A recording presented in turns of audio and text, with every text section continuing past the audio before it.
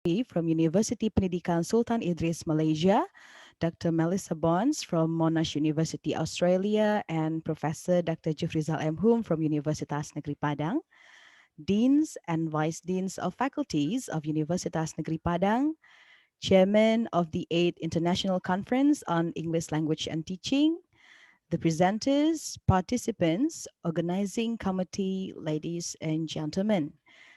Welcome to the opening ceremony of the 8th International Conference on English Language and Teaching 2020 under the theme English Language Teaching and Research in the Digital Era, Challenges and Possibilities. Ladies and gentlemen, please rise and let us sing together National Anthem of Indonesia, Indonesia Raya.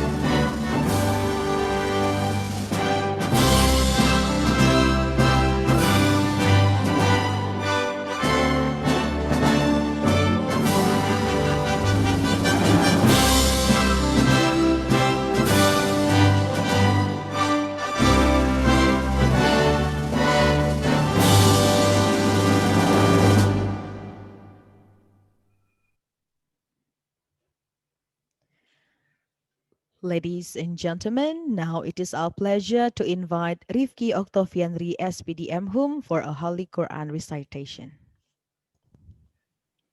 Assalamualaikum warahmatullahi wabarakatuh.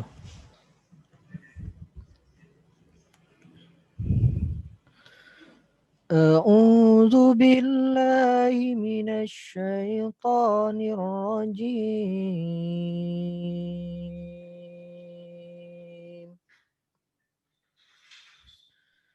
Bismillahirrahmanirrahim. Tabarakalladzi biyadihil mulku wa huwa ala kulli syai'in qadir.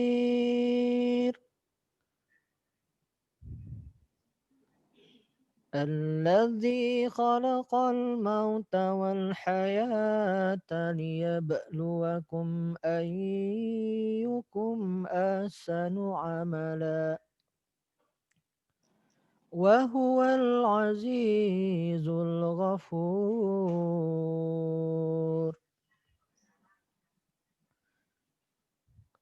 الذي خلق سبع سماوات طباقا Read, ما please. ترى في خلق الرحمن من تفاوت فارجع البصر هل ترى من فتور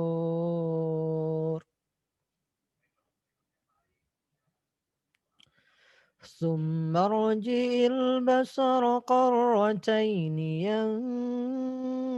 ينقلب إليك البشر خاسئا وهو حسير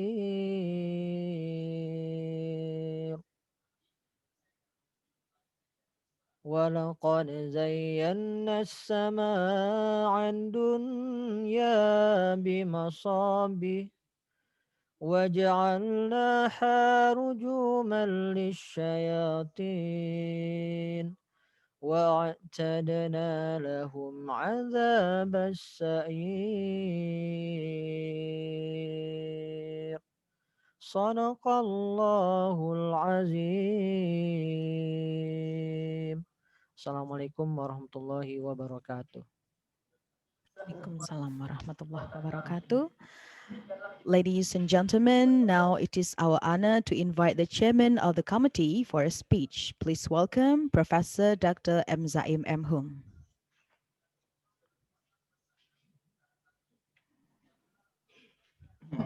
Thank you very much, Moderator.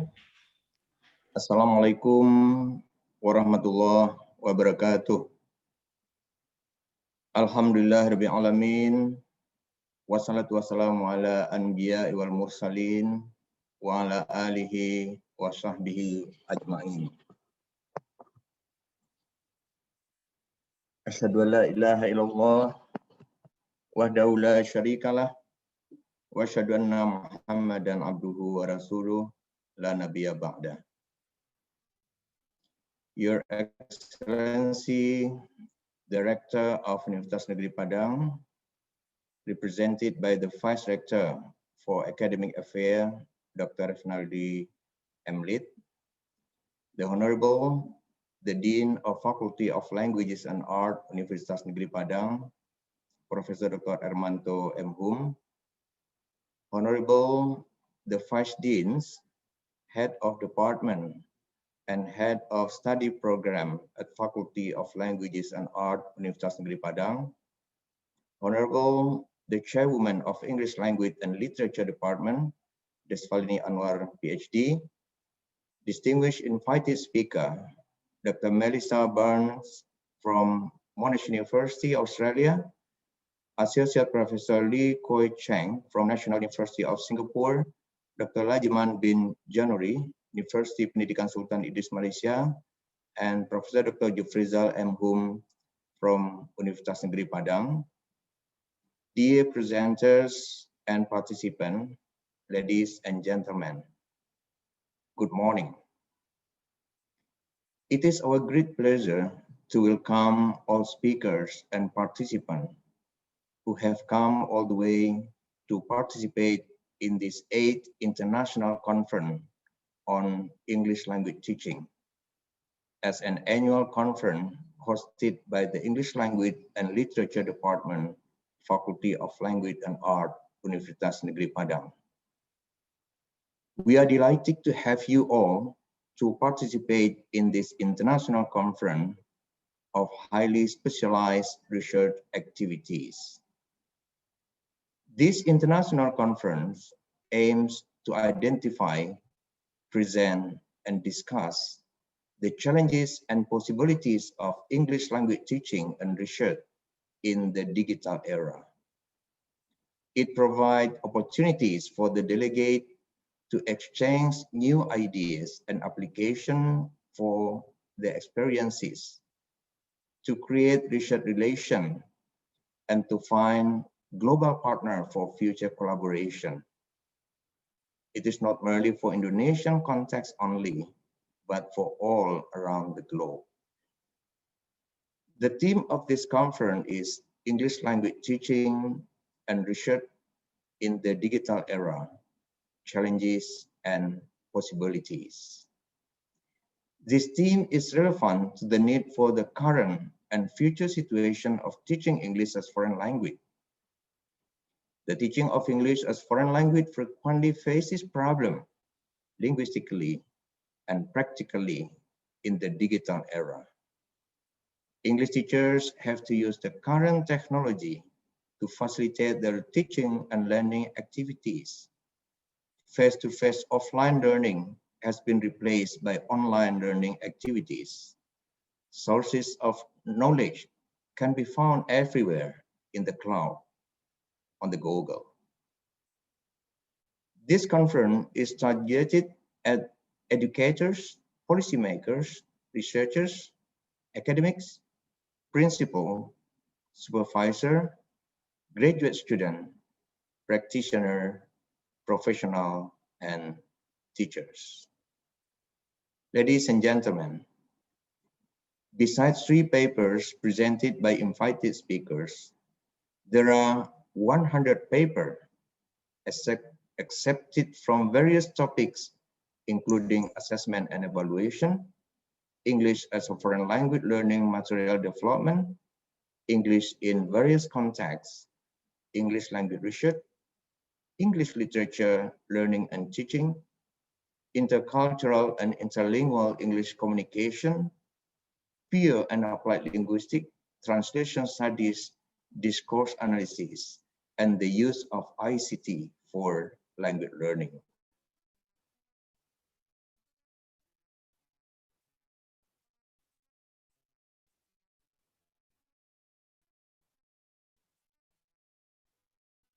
All papers presented by invited speaker and parallel ones are believed to be dealing to respond to the presentation and discussion presented and facilitated by these speakers in the form of comment, clarification. It is hoped that they all make the teaching and learning process more interesting for the student and the readers in general, and discover the best and most appropriate English teaching method, learning material, learning assessment in Indonesia and in Asian context. I hope everyone will find them inspiring, enriching, and insightful. Dear participants, ladies and gentlemen, we would like to thank the organizing committee and the members of reviewers for their kind assistance in reviewing the papers. We would like also to extend our best gratitude to the Rector of Universitas Negeri Padang, Professor Ganefri, PhD, and the Dean of Faculty of Languages and Art, Professor Dr. Hermanto M.Hum, the Head of English Language and Literature Department, Desvalini Anwar, PhD, for the tremendous support. Furthermore, we would like to thank Dr. Melissa Bernes from Monash, Associate Professor Lee Koi Cheng from National University of Singapore, the share in the conference.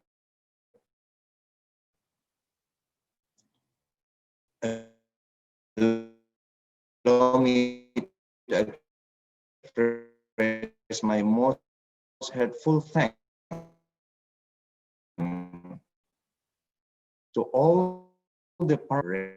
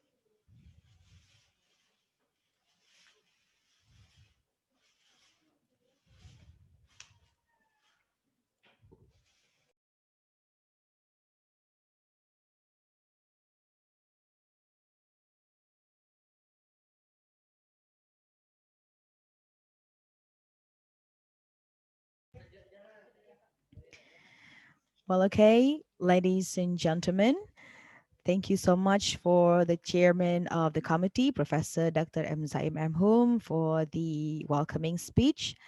And now we have come to the moment that we are waiting for, an opening speech from the Rector of Universitas Negeri Padang. And on behalf of the Rector, please welcome the Vice Rector for Academic Affairs, Dr. Refnaldi M.Litt.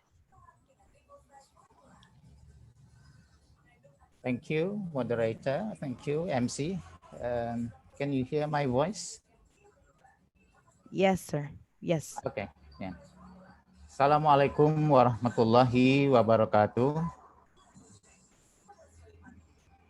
The Honorable Deputy Rectors of Universitas Negeri Padang, Deans of Faculty of Languages and Arts, Professor Armanto, Deputy Deans, Department Heads, Program Coordinators, Head of the Conference Committee, invited speakers, distinguished guests, and participants of the 8th International Conference on English Language and Teaching, which is organized by the English Language and Literature Department, Faculty of Languages and Arts, Universitas Negeri Padang.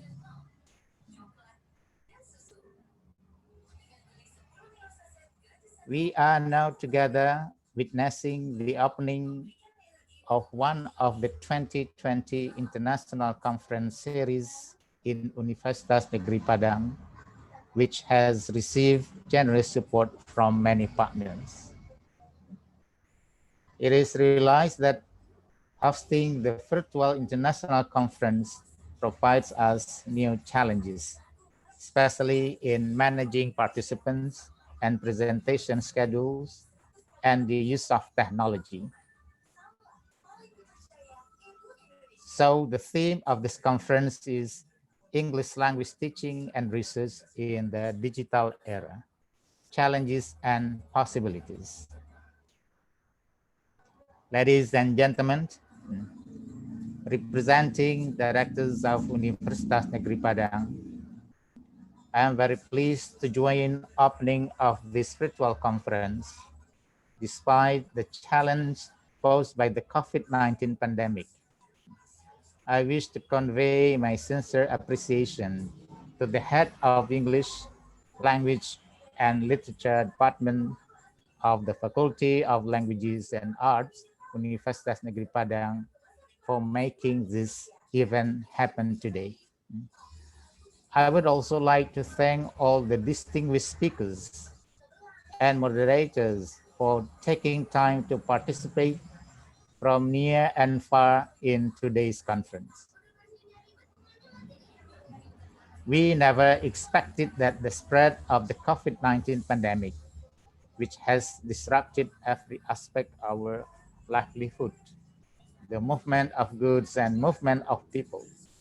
But the severity of the disruption has made us realize the importance of connectivity for education, for research, for economic growth, and for the prosperity in the region. Ladies and gentlemen, please allow me to talk a bit about ICT in language teaching. Currently, there is an international change in education that includes the development of new learning programs and policies, such as bilingual education programs, including courses taught in second languages, especially English, university programs with an emphasis on a more autonomous ways of learning, the systematic evaluation and assessment of students and educational results, such as PISA, or Program for International Students Assessment, and the application of guidelines and recommendations in order to correct the problems in education identified by means of these evaluations and assessment. This international shift in education has recently motivated the emergence of several new scenarios and environments for teaching and learning. Thus, we are witnesses to the transition from the traditional, pure face-to-face and distant approaches to teaching and learning to a whole new range of mixed ways of learning, such as blended learning, e-learning, ubiquitous learning, social learning, incidental learning, contextual learning, autonomous learning, or lifelong learning. All these new approaches put the focus on learners and are intended to adapt to their needs and limitations. In our days, for example, people do not have much time for learning, and it is often difficult for us to allocate a fixed moment in our schedules to attend courses. And this is new scenario for education, and the way we teach and learn is adapting in accordance. Indeed, this new global education context requires some adaptations, not only in the way we learn, but also in the way we teach and in the way we do educational research, especially in language and language teaching research. An easy way to move ahead and adapt to this new education scenario is applying ICTs to teaching and learning. So this is one of the main assumptions underlying many recent research advances in language teaching and learning.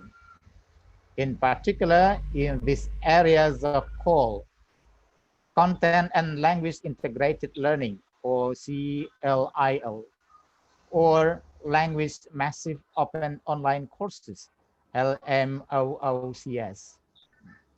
However, what are the real benefits of applying new technologies to teaching and learning?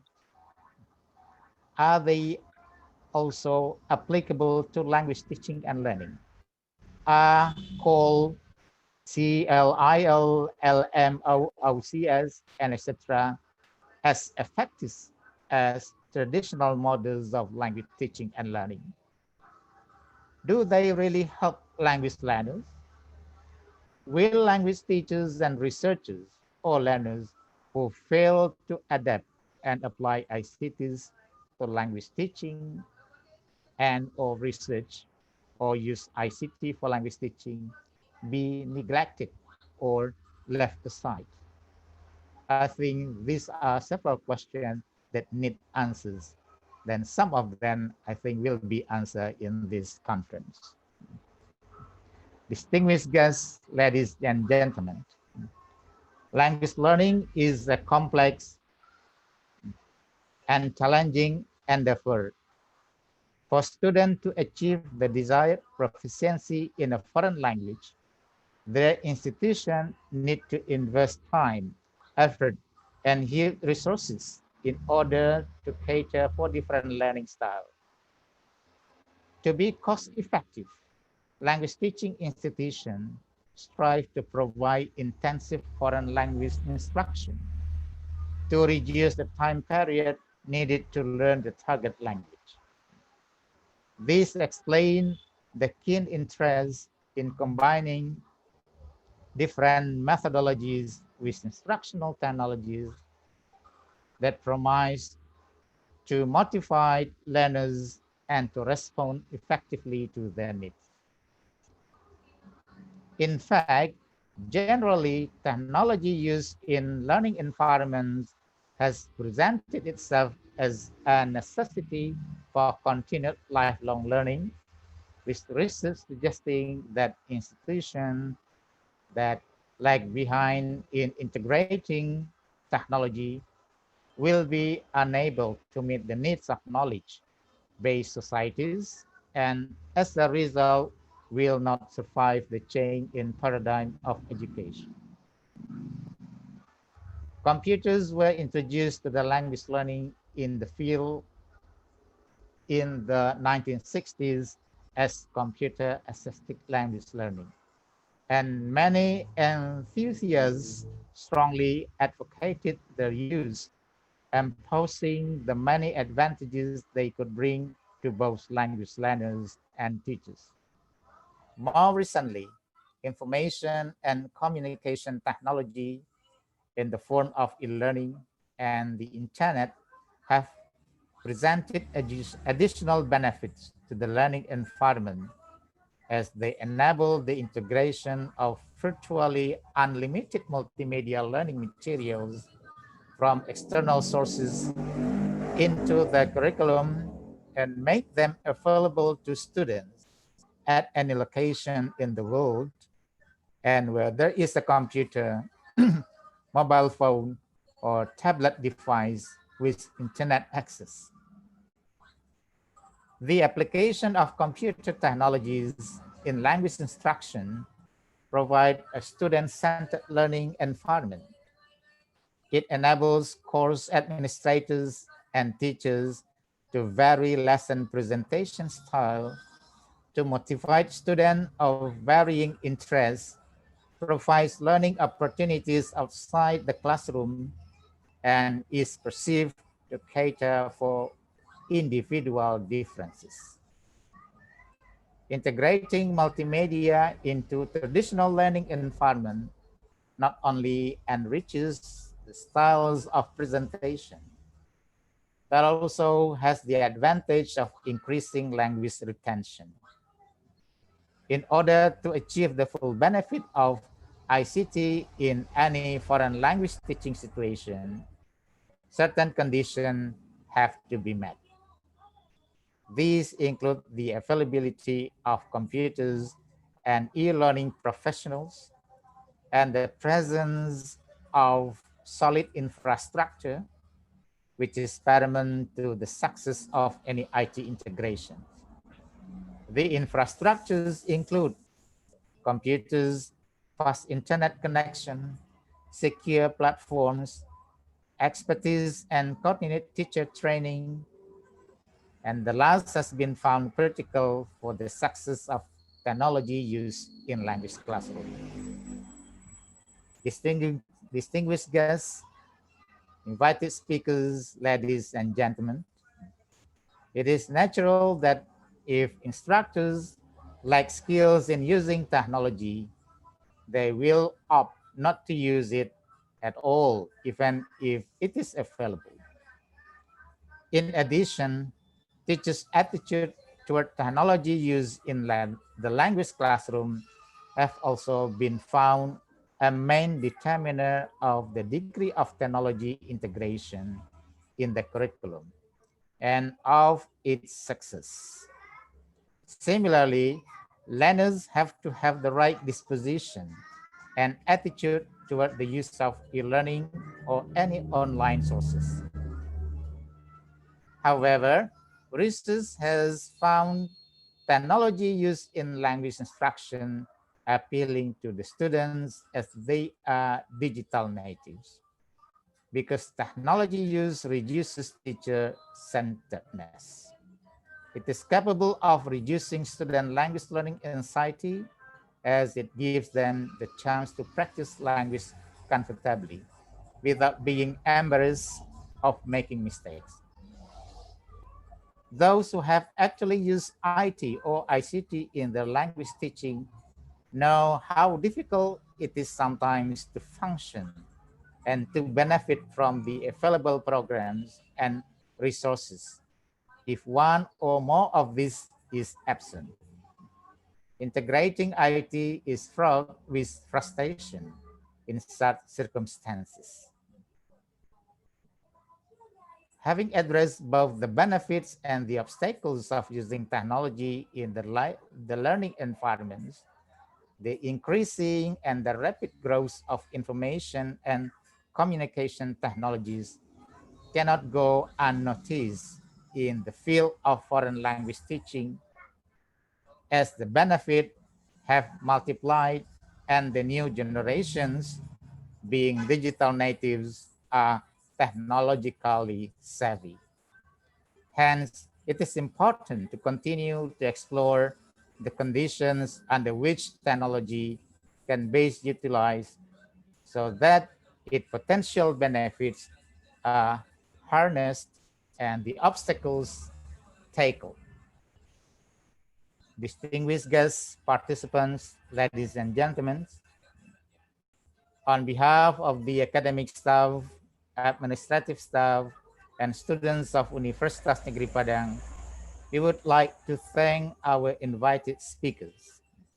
Associate Professor Lee Kui Cheng from National University of Singapore, Associate Professor Dr. Lajiman bin Janoory from Universiti Pendidikan Sultan Idris, Malaysia, and Dr. Melissa Barnes from Monash University, Australia, and Professor Rizal from Universitas Negeri Padang, Indonesia. We also thank all parallel session speakers and of course participants for your contributions which will make this conference a success.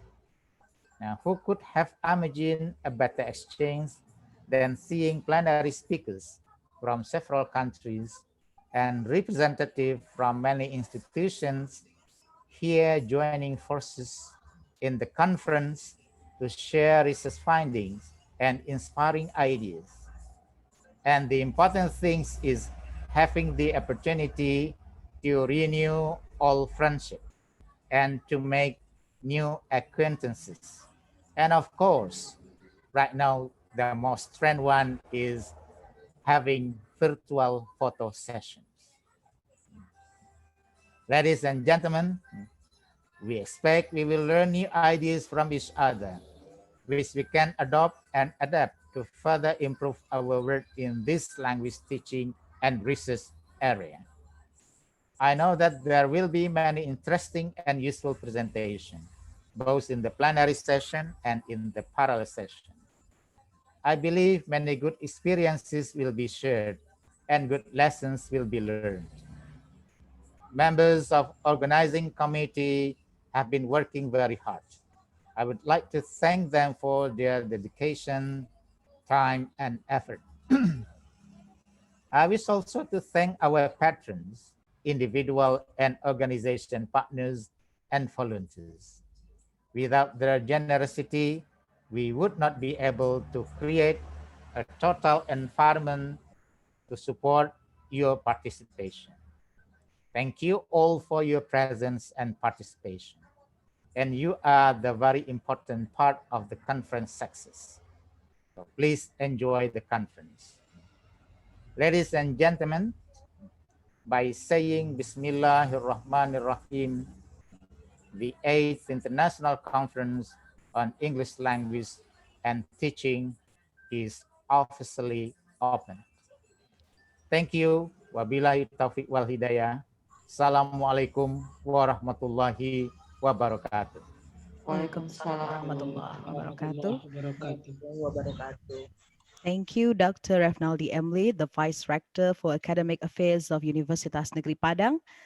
Ladies and gentlemen, to lead today's dua recitation, it is our pleasure to invite Dr. Muhammad Al-Hafizh, SSMA. Assalamualaikum warahmatullahi wabarakatuh. Waalaikumsalam warahmatullahi wabarakatuh. Assalamualaikum warahmatullahi wabarakatuh. Minasyaitonirrajim. Bismillahirrahmanirrahim. Alhamdulillahirabbil alamin wassalatu wassalamu ala asyrafil anbiya wal mursalin wa ala alihi wa ashabihi ajmain. Allahumma ighfir lana dzunubana wa liwalidayna warhamhuma kama rabbayana shaghira. Ya Allah ya Rahman, pada hari ini Sabtu 7 November 2020 dengan mengucapkan puji dan syukur kehadirat-Mu ya Allah atas segala rahmat dan karunia-Mu yang telah Engkau limpahkan kepada kami, keluarga kami, saudara-saudara kami, para pemimpin-pemimpin kami. Kami memohon ya Allah, jadikanlah acara International Conference ICOELT ke-8 2020 ini sebagai majelis ilmu yang bermanfaat, yang menumbuhkan kecintaan kami terhadap ilmu pengetahuan dan teknologi kepada tanah air, kepada bangsa dan negara kami. Ya Allah, kami melaksanakan acara ini untuk memperoleh ridha-Mu semata, Untuk itu berilah petunjuk dan bimbingan kepada kami ya Rabbana, agar dapat menjalankannya dengan baik sesuai dengan tujuan dan cita-cita kami. Ya Allah, ampunilah kedua orang tua kami, anak-anak kami, guru-guru kami, saudara-saudara kami, pemimpin-pemimpin kami, serta orang-orang yang telah berbuat baik kepada kami. Ya Rabbana ya Karim, jadikanlah kami semua yang hadir di sini ya Allah, anak bangsa yang memiliki sifat amanah. Jadikanlah kami pemimpin yang amanah. Jadikanlah kami rakyat yang amanah, karena kami yakin dengan amanah itu akan mendatangkan ridho dan maghfirah. Ya Allah ya Rabbana, sesungguhnya kami berlindung kepada Engkau dari kesulitan dan kesedihan. Kami berlindung kepada Engkau dari kelemahan dan kemalasan. Kami berlindung kepada Engkau ya Rabb dari kekikiran dan hati yang pengecut. Ya Allah, hanya kepadamu kami melakukan pengabdian dan kepadamu kami memohon pertolongan. Anugerahkanlah kepada kami tekad yang kuat, keikhlasan, kekuatan, lindungi dan bimbingilah kami dalam menjalankan amanah sebagai anak bangsa yang bekerja dan berkarya demi pengabdian kepadamu untuk mewujudkan bangsa dan negara kami yang baldatun thayyibatun wa rabbun ghafur. Rabbana atina fid dunya hasanah wa fil akhirati hasanah wa qina azabannar. Subhana rabbika rabbil izzati amma yasifun wa salamun alal mursalin walhamdulillahi rabbil alamin. Assalamualaikum warahmatullahi wabarakatuh. Waalaikumsalam warahmatullahi wabarakatuh. Distinguished guests, keynote speakers, ladies and gentlemen, this completes the opening ceremony of the 8th International Conference on English Language and Teaching 2020. We will proceed to the first plenary session. There are two keynote speakers for this session. The first is Dr. Melissa Bonds from Monash University, Australia, and the second is Dr. Lajiman bin Janoory from Universiti Pendidikan Sultan Idris, Malaysia. But first, it is our pleasure to invite the moderator for this session, Witri Octavia, S.Pd, M.Pd. Okay, thank you, Ms. Yati, for handing it over to me. Good morning, ladies and gentlemen. Assalamualaikum warahmatullahi wabarakatuh. Warahmatullahi wabarakatuh.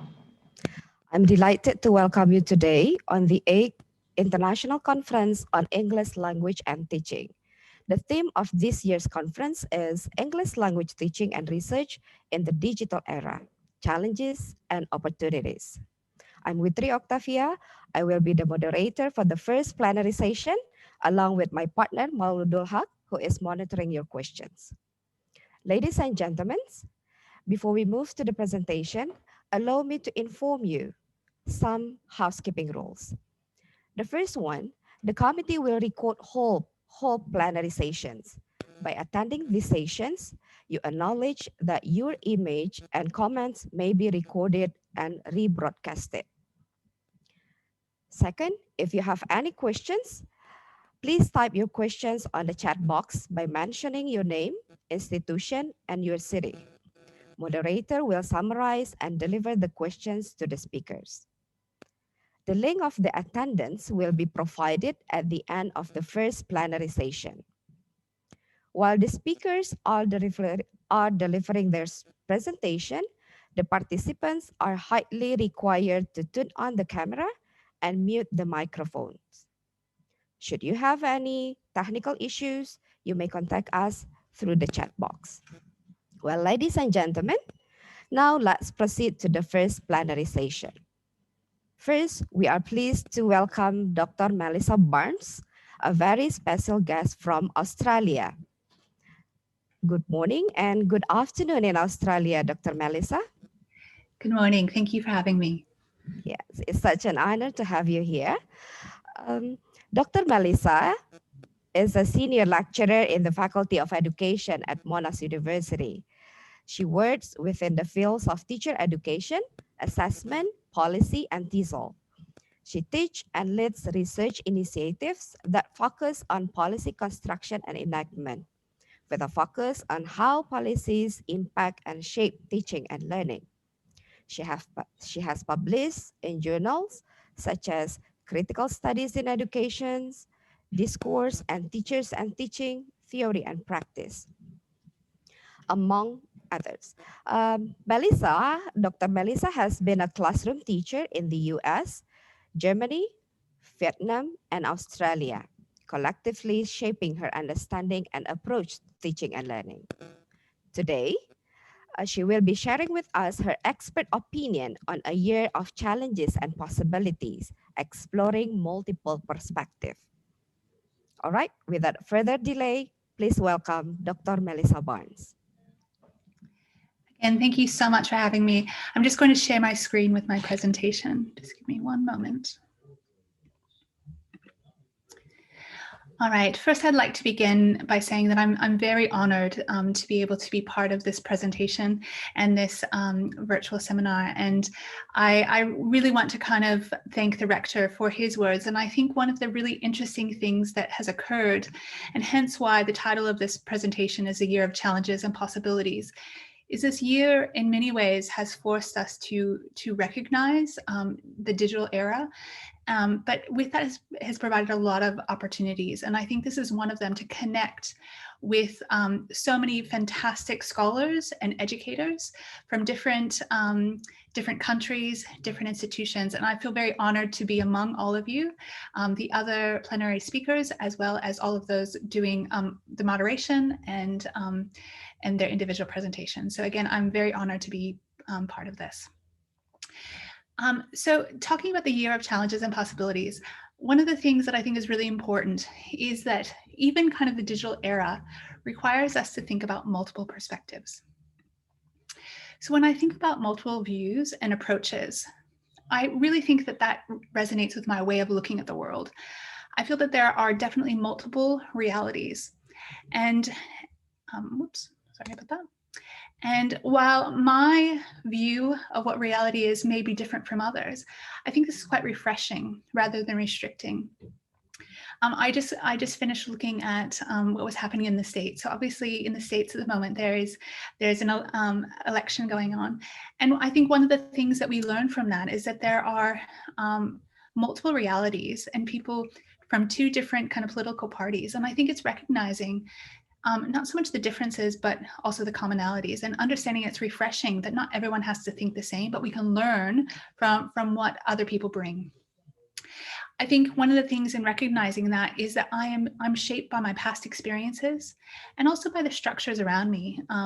You know, whether that was the type of schooling I received, whether it was my family structure, all of these shape me and my views of the world. And that is completely okay. But I think the other important thing is the idea that I am still a learner. So just because I'm shaped by my past experiences, that I'm able to kind of explore and see the other different possibilities. I think it's also to acknowledge the multiple ways of knowledge, so that there are different knowledges. And depending on where you are, there are differences in regards to what is prioritized and what is contested. We see this particularly in curriculum. And we see that there's always this struggle and tension to decide what, we have all this information, all these different knowledges, and it's so important. And I think technology is one of those things, but how is it prioritized? I think one of the things particularly that happened in Australia is that there has been a big focus on digital literacies, and whether that's in just everyday education, you know, science, math, or in language teaching. While that's always been a part, I think it's come to the forefront, particularly given the nature of this year. So we live in education systems that we acknowledge that there are multiple knowledge bases, but how they are positioned and prioritized depends a lot on things like policy and power relations. The other thing that I want to mention in regards to multiple views and approaches is I think the importance of perspective taking. And I think if there's anything that we've learned through this year, while there's been a lot of changes, whether it's coronavirus, in Australia we had bushfires, there's been a lot of very, in many ways, difficult scenarios that have occurred. But I think one way we've learned to look at these things in very different perspectives, looking at them from different perspectives. And in that we can find things that seem to be very fearful or scary and actually make them and be able to see the hope that those provide. And I think that this also forces us in teaching to consider the different ways that we can approach teaching. Again, thinking about the digital era, I think that we have a certain way that we, again, by our past experiences, we like to teach. And I think this idea of multiple literacies and the idea of digital literacies has really pushed us to kind of reimagine our teaching and look at what teaching could be like using different kind of platforms and technologies. And so it's that perspective taking of just trying to position and just to pivot slightly to look at things just a bit different. I think one of the things that I had to do this year in my teaching at the university was to really consider, what does my online classroom, because I had to teach all of my classes online, what did it feel like if I was a student? What would it feel like, sound like, and look like? And I think this is a really important perspective taking opportunity, is trying to imagine if I was on the other side I wasn't actually the teacher, I was the student. What does it feel like, sound like, and look like? So trying to take in those perspectives helped me try to manage my teaching in a way that still made it meaningful and also allowed me to connect with my students. One of the things that I find really important for me as an educator is to really connect with my students. And I found that quite difficult. But by trying to ask those questions about, well, what might it feel like to be a student in an online classroom? What does it feel like, sound like, and look like? And then try to change it so I made sure that it was meaningful. When we talk about digital literacies, I think one of the things about digital literacies is we're moving away from this idea of traditional literacy. So, we have this idea that we have spoken and written text. But I think this idea, we're moving away from this idea to more, not only multimodal, but multilingual. So this idea of multilingual versus monolingual approaches. And I think this is really, really important for English language teachers.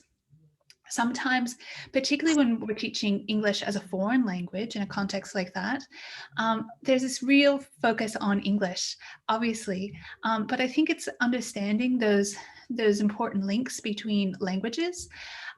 So the idea that we actually create opportunities for multilingual creations, and we draw upon, instead of just say we're just about English, we draw from the idea of language, and we build in those opportunities to see the relationships between them. One of the things that we've learned within an EAL context here in Australia, so English as an additional language, for those who are in a English-speaking country, but that are learning English, one of the things that we often try to explain to beginning English language teachers is that we shouldn't fear the use of another language. So one of the things even in writing we encourage is oftentimes when particularly a young learner is trying to learn to write in English, if they don't have the word, they won't write the sentence. But what we've tried to encourage is if they don't know a particular word, they can write it in their home language or their first language. So trying to make meaning using multiple languages and being able to learn from those relationships instead of just saying it's English only and that's it. I think the other value of that is in the context of Australia, but this would be in the context of many countries, is that our world is becoming very diverse, and that comes with it a lot of different languages. And to value it, we have to actually look beyond just a monolingual approach and start seeing how can we have multiple language, and how can we provide the opportunity to share with our language communities within our in our broader community. Again, as I mentioned, this idea of multimodal views of literacy. Literacy is beyond just spoken and written tests, but the idea that it's multimodal, it can be visual. I've just been working on something for a lesson plan for the Department of Education. I'm looking at how, particularly in news media, so online newspapers, there's a lot of, obviously there's the use of language, but there's also the use of things like statistics to try to persuade the way that it's presented as a rhetorical device, as well as visuals. I provided this visual here because this was something that was actually tweeted by Donald Trump. I think it was in 2014. And we use this as an example in many ways to look at multimodal literacy. So that idea of the different ways that we communicate and there's meaning making. And we use this as an example for not only looking at how impactful a visual can be, but also to build in skills. And this is about English language skills, build in those skills to actually interrogate and explore these things. So one of the things that's really interesting about this is that, first of all, it's actually not, the statistics is not correct. So it was fact checked and it's not. But what's been used here is a range of different kind of devices, whether it's bold, color, and even visuals. So here, I think the persuasive element is trying to persuade its readers that African Americans in the States, you know, not only kill other African Americans, but they actually, you know, they kill whites, and I think and so on. So I think one of the issues here is that these things are quite powerful, and I think as educators we need to make sure that our students understand how beyond just language, how language plus visuals plus statistics are all used together to kind of persuade and inform. So we're moving beyond this idea that it's just about language, it's just about vocabulary, it's just about grammar, but we actually have to pull from this idea that visuals and the way that visuals are presented, whether it's bolding or italics, those all create meaning, and they also really shape the interpretation of messages, which is really, really important for us as educators. And I guess this is in light of this idea of the concerns about fake news. So the idea that we are getting so much information, and we really need to make sure, particularly because of the digital era, we have so much information, but this information isn't always, and particularly for those who are reading it in a different language, they may not have the skills to understand what is real and what is not. So that becomes actually something really important for English language teaching, is that we're not only teaching about language, but we're actually equipping them with the skills to be able to examine how language is used, particularly in online text or social media, and interrogate them critically. The other thing that's really important when we think about this idea of multiple ways of looking at things is the co-construction of knowledge allows for multiple perspectives. One of the things that I've had the opportunity to do in many of my classes online now, and that I find is really, really helpful, is the use of collaborative documents. So for example, Google Docs allows me to set a task, for example, and if we are doing something on a particular topic, where they might go into a Zoom breakout room and they would have a Google Doc where they would collaboratively work on it. And this provides this opportunity for not just individual practice, but for that collaborative opportunity, but that extends beyond classroom, because then the collaborative doc is there, and those students can continue to interact with one another through that collaborative document. There's obviously a lot of different platforms and technologies that are being used for that collaborative purpose. So we have things like Padlet and Jamboard. So these are things that, again, can be, a link can be sent out, and we can all work on the same Padlet, Jamboard, or document at the same time. But we can also work on it at separate times. So it provides a lot of freedom and flexibility, but it also allows for multiple perspectives and in real-time opportunity to collaborate. So I want to talk a little bit about this idea of reimagining. Now, we hear this a lot. I think this is an education term that we like to think of, reimagining. What does that mean? Well, really, if you look at it, it's the idea that we reinterpret imaginatively. So how do we reimagine teaching? We reinterpret, rethink it, reinterpret, but in imaginative ways. And I think the digital era really provides us that opportunity, and the use of digital technologies. But as the rector mentioned, I think one of the things is that we always fear the unknown. And I think as educators, because we want to have that authority and we want to do things well, we always worry about how that's going to happen and what's going to, can we actually pull it off in a way that's going to be very sophisticated. I think some of the points that I want to make here is that I think one of the things that we are reinterpreting is this concept that learning and teaching only happens within the walls of the classroom. This idea is something that we are pushing against, and understanding that actually these spaces can be much more than the classroom. So spaces for learning, we found this actually in Australia, we had a huge part of the year in remote learning. So I have two young children. I have a 7-year-old and 9-year-old two boys. And so we spent most of this year with me working at home, doing my online classes, university classes, and my children doing their classes, which has made me a very resilient and strong person, let me just say. But I think it also it really changed the dynamic of what learning is and how learning occurs. There's lots of ideas about how learning happens and, the spaces that this happens, but I think it actually tried to push against this notion.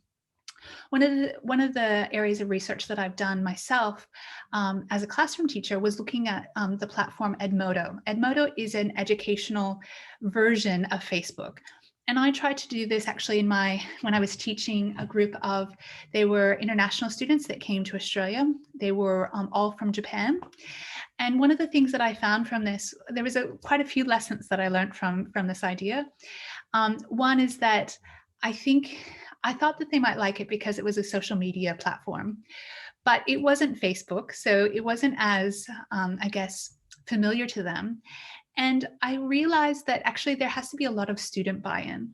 I thought it would be a really interesting and kind of, exciting and creative platform, but actually I required students buy-in. And part of that was me being able to explicitly explain the features of the platform, and then to be able to hand over the leadership and the initiative to the students, because I think that they felt it was more of something I organized and controlled, instead of a place where they could just interact in the language. And that's what the purpose of it was. So I've learned a lot from these different platforms is how you use them and trying to actually see them, because I think young people in particular are very eager to use digital technologies, but they also want to feel that they have ownership. And so one of the things that we come in is as educators, sometimes we want to take that, I guess, the leadership in this, but then they don't engage as much as at least in my research that I found. There needs to be some buy-in, and there also needs to be an opportunity for them to take ownership of that platform. In some other research I've done, I think one of the values of exploring this idea of learning and teaching outside of the walls of the classroom, which technology allows us to do, is it allows for creating and utilizing community and home partnerships. So I'll give you two examples. I'm currently working with a school here in Melbourne, and they want to use the enterprise skills framework. So this is this is a framework that OECD uses. So things like critical thinking, problem solving. And this project is actually looking at how do you assess these kind of skills? So we have 3 groups. We have students, year 9 students. We have teachers in this school, and then we also have people who own businesses or have organizations, whatever industry they're from. And basically we're trying to co-construct, so students, teachers, and industry partners, to understand what does it mean to have critical thinking skills? What does that look like? And what is the evidence of having critical thinking skills? But we're trying to co-construct this from the perspective of students, from teachers, and from those who are actually within industries, in the working field, what they see those things are. And we wouldn't be able to do that if we didn't kind of explore the use of things like Zoom and so on to be able to connect. In that project, we're also using a lot of collaborative documents. So it opened up a lot of opportunities to really co-construct with these 3 different groups to understand, not only create a really strong partnership, but also provide opportunities for research. Another project that I'll share with you in just a little bit is about what we call a school-home-university partnership, where we worked with a school and then the parents within that school.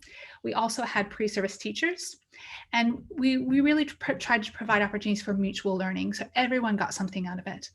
Instead of what happens a lot of times, researchers come in with an agenda, but participants just feel like they're helping out. They're not actually getting something out of it. I think when we think about reimagining teaching as well, is we have to really question the idea of actually families. And I think we've seen this here in Australia, is that whether they liked it or not, parents had to take more of a role in their child's learning when children when we had lockdown, when we went into lockdown and children were at home. I actually have a few students who are originally from Indonesia, and they too had to deal with this. Okay, I'm working full-time doing my PhD, but I have children at home and I'm trying to support their learning. So, and part of that was not only trying to provide support for those families, because a lot of these families were really struggling. Some of them were losing their jobs. They were trying to work at the same time, so trying to support that, but also trying to create mutual learning opportunities and understanding, parents understanding what their role was. Am I supposed to be teaching this content? Am I supposed to, what is my role? But then also empowering parents. I think many parents say, I don't know what to do. I don't know how to support my child. And particularly with language learning, you know, if they're learning a language and they don't speak it, how do I do that? I don't speak English, so how would I do that? So it really kind of helped us reconceptualize with teaching as educators, how do we involve families to help support in learning? And as I mentioned before, I think English learning can be multimodal and multilingual. And I think this is really important to reevaluate, reinterpret imaginatively how we use those different aspects in our teaching. And I will give a case study about that. Just wanted to check. Okay. That's just checking the chat. So this case study here, this was in a school, a primary school, elementary school.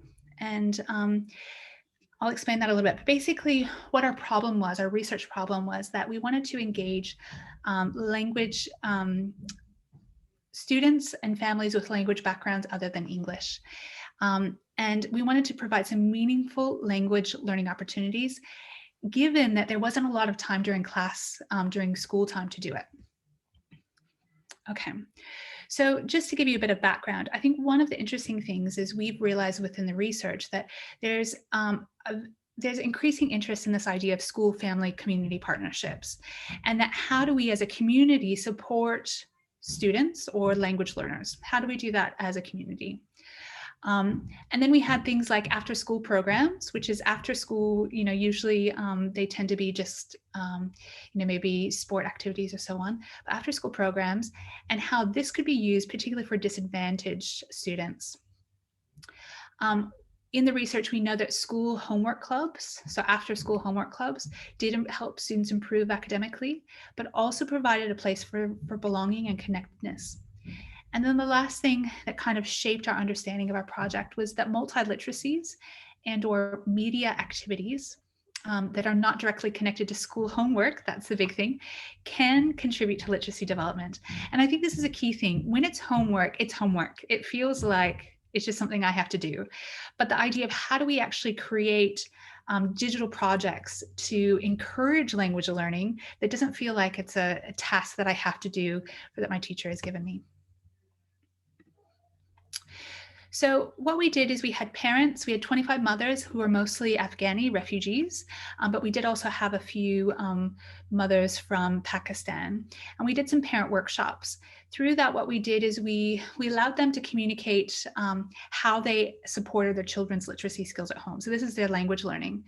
And they did things like they use actually a whole bunch of visual representations, whether it was Play-Doh or drawing pictures, to kind of express how they felt that their role as a parent was in helping support their child's English language skills. With the students, we had 25 students from years 3 to 6, and we had for 2 terms, which is basically 20 weeks, an after school program. And in this, they created podcasts, book trailers, and movies based on a curriculum that we designed as the researchers alongside of a group of 4 pre-service teachers. And we had pre-service teachers, and we felt that we wanted to give these pre-service teachers exposure with diverse learners. So this was an opportunity for them to learn how to make language-rich lessons. So basically for the parents, and this is a picture from the project, visual pictures of their creations were collected, and they also wrote down their experiences in Dari and their language based on various scenarios and questions. One of the things that came up is they saw language learning as being connected to home activities and particularly food. So they felt that they could actually encourage their child to use both Dari, their home language, and English, and make those connections through like home-based activities. But in many ways, parents felt disempowered by their English language ability. And they really wanted to take an active role in supporting their child's literacy, but they didn't feel that they were well equipped. Now this is just, again, a picture from our project. And what we did is we'd taken pictures throughout the project, and then we had students pick pictures and then write what they thought was happening. So this student says, in this photo, I was making and fixing my trailer, which is a book trailer. It was based on a book called Geronimo Stilton and the Volcano of Fire. And all the pictures were from the book. I like this project because I really got to play around with it and make something that I can call mine or created by me. So the idea of using these book trailers was something that was their own. They had ownership, it was theirs. And it gave them an opportunity. So these students, refugee students, probably in the mainstream classroom didn't have a lot of opportunities, and they had a real great sense of community. And it was something that actually many of the students from other classes wanted to be part of it, but they had to be classified as English as an additional language. But we had a lot of students who wanted to be part of our digital club, but weren't eligible to go. So it was really interesting because these students created a little community. I'm just going to quickly show, see if it's working. Okay, maybe it's not. I'll go to the next one.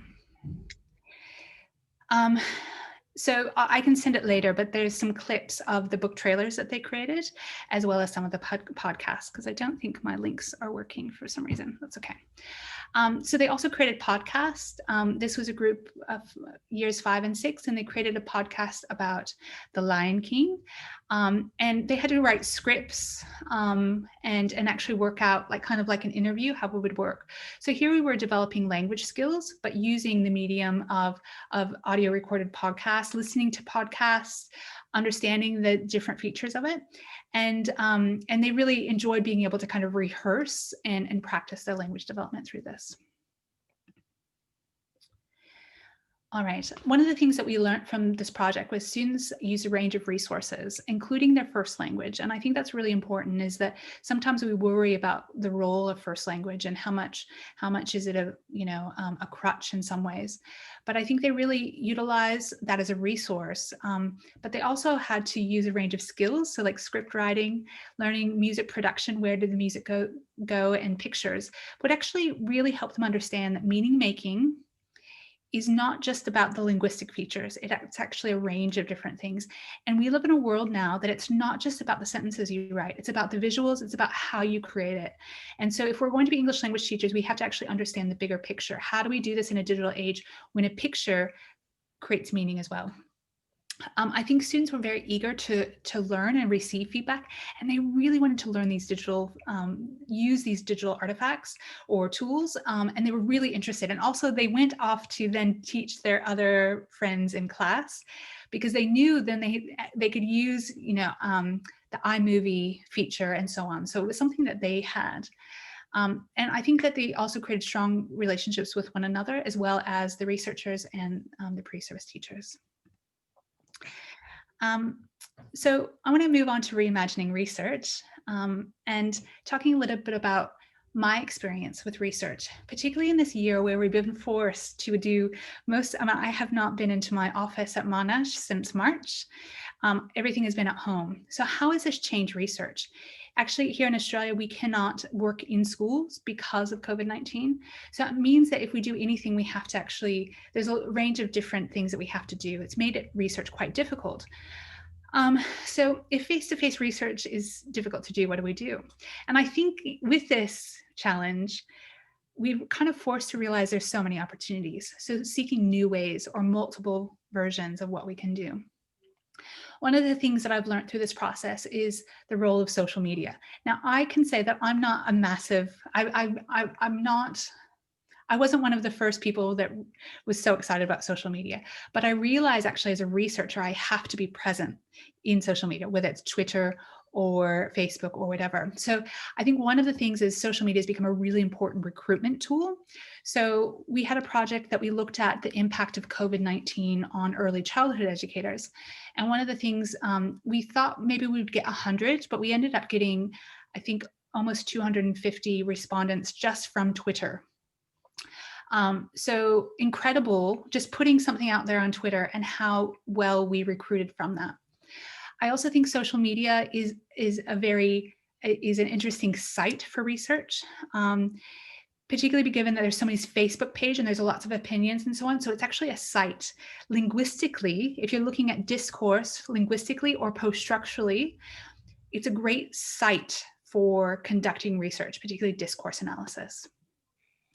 Another area that I think is really important to consider when we think about reimagining research within a digital era is that the use of online newspaper articles. This has been so accessible to everyone, and being able to, again, think about how do we use this, through discourse analysis, because I think particularly social media, online news media actually tells a story in itself, whether that's historical, political, whatever. And it's really an interesting area to be able to explore as a researcher.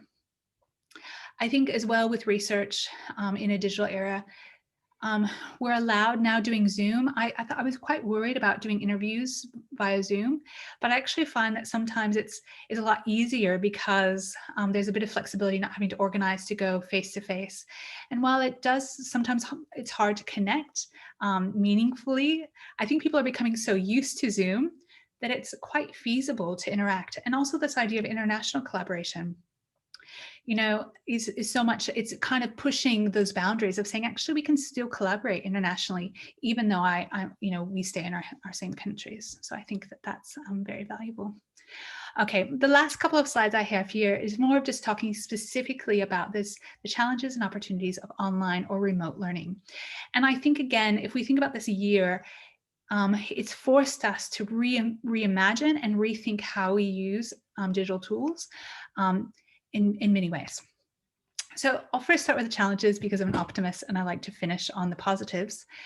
But I think for me, the challenges presented by online learning is, the first one was, how do I connect with my students? And how do I make the interactions meaningful and intentional? And I think intentional is a really important word, is that we have to be very intentional about what we're doing. And that's, again, thinking about, how do I think the experience would be as a student in an online classroom or remote learning classroom? One of the things that I tried to do with my students this year was really to try to reach out for opportunities for one-on-one meetings, keeping groups small, doing a lot of breakout rooms so they can connect. But I also think being present was really important. Going into breakout rooms when we were in Zoom, making sure that they knew that I was available, because sometimes it's very easy to hide in a online format. So it was also making sure that I knew who was online and who wasn't, and reaching out if not. Because I think, as I said, I think that it's very easy. You can mute your camera or mute your mic, and you can take off your camera. And in some ways you can hide. And I think for me as an educator, I had to make sure that I reached out to those who I wasn't hearing or seeing, to make sure that they knew that I knew that they were there and that I cared, and I was there to help them through this process. I think that this idea of being technologically able, I think about maths. I don't know how you feel about mathematics. I don't consider myself, I remember telling someone, oh, I'm not very good at mathematics. And they came back and they said, no, you are good at mathematics, but maybe you're just not as good as you are maybe with language. But I think, and they were saying, you have to stop thinking of yourself as someone who's not good at mathematics. You actually can do math. That's not a problem.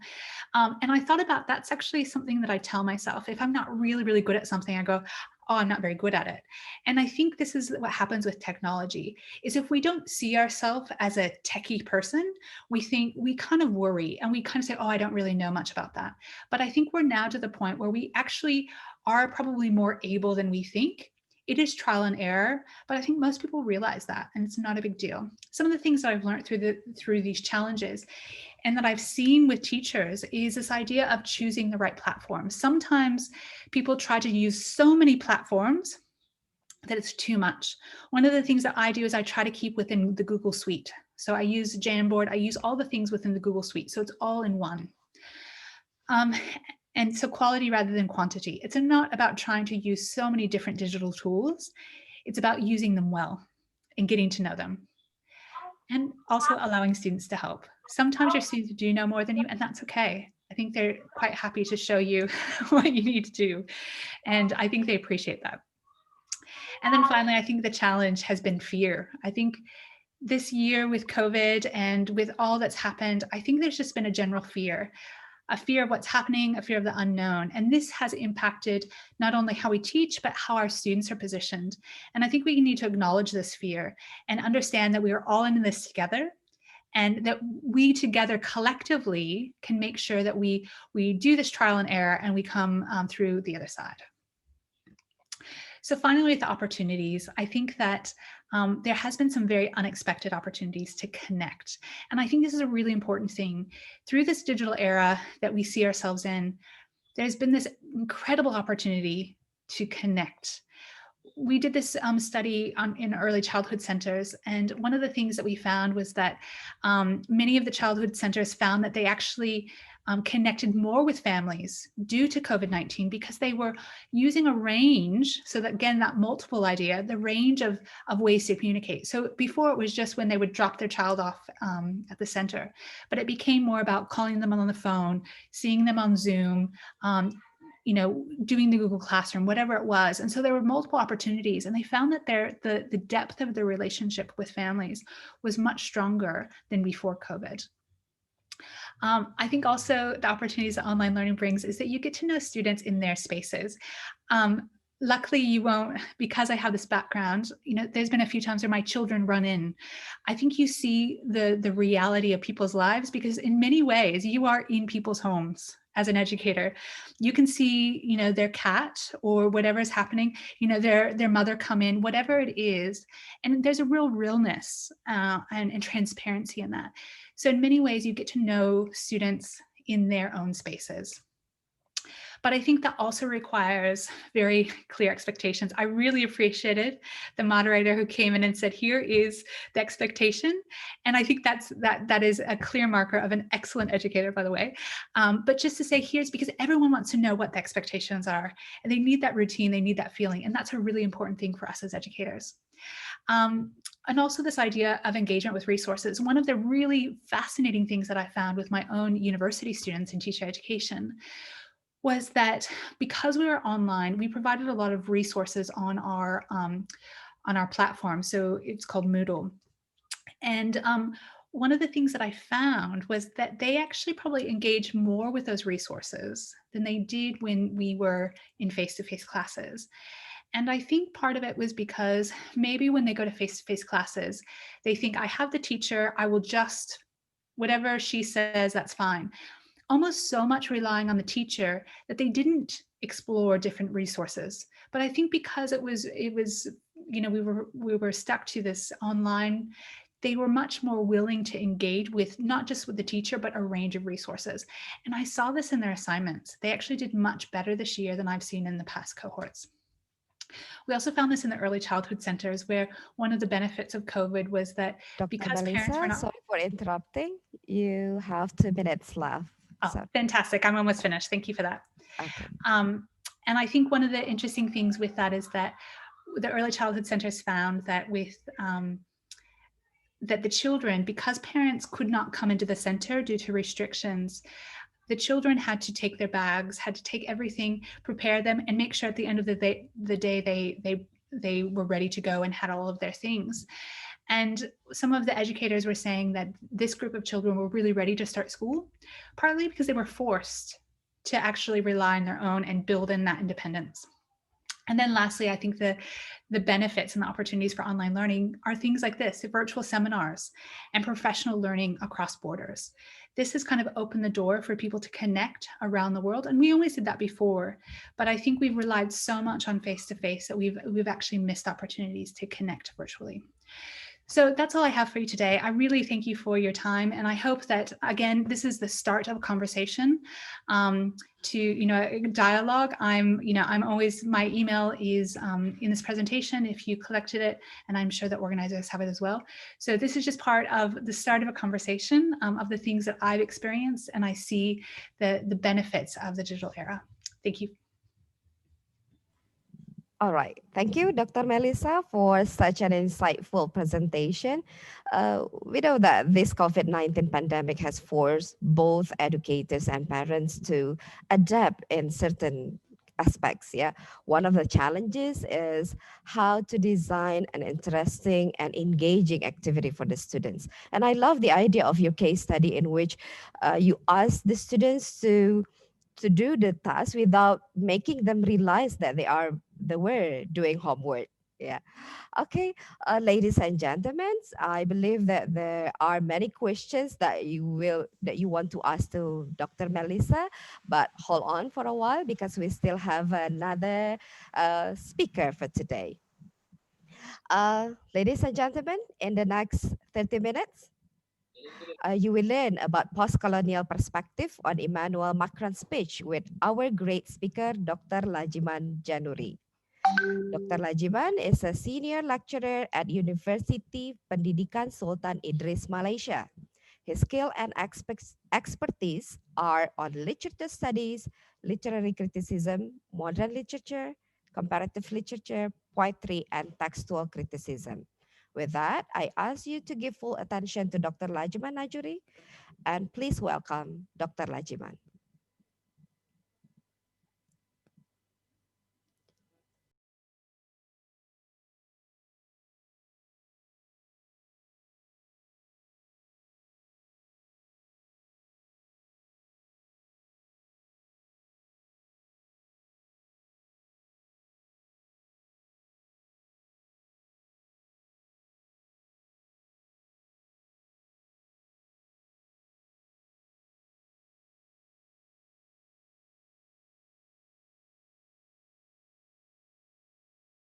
Uh, you are still muted, Dr. Lajiman?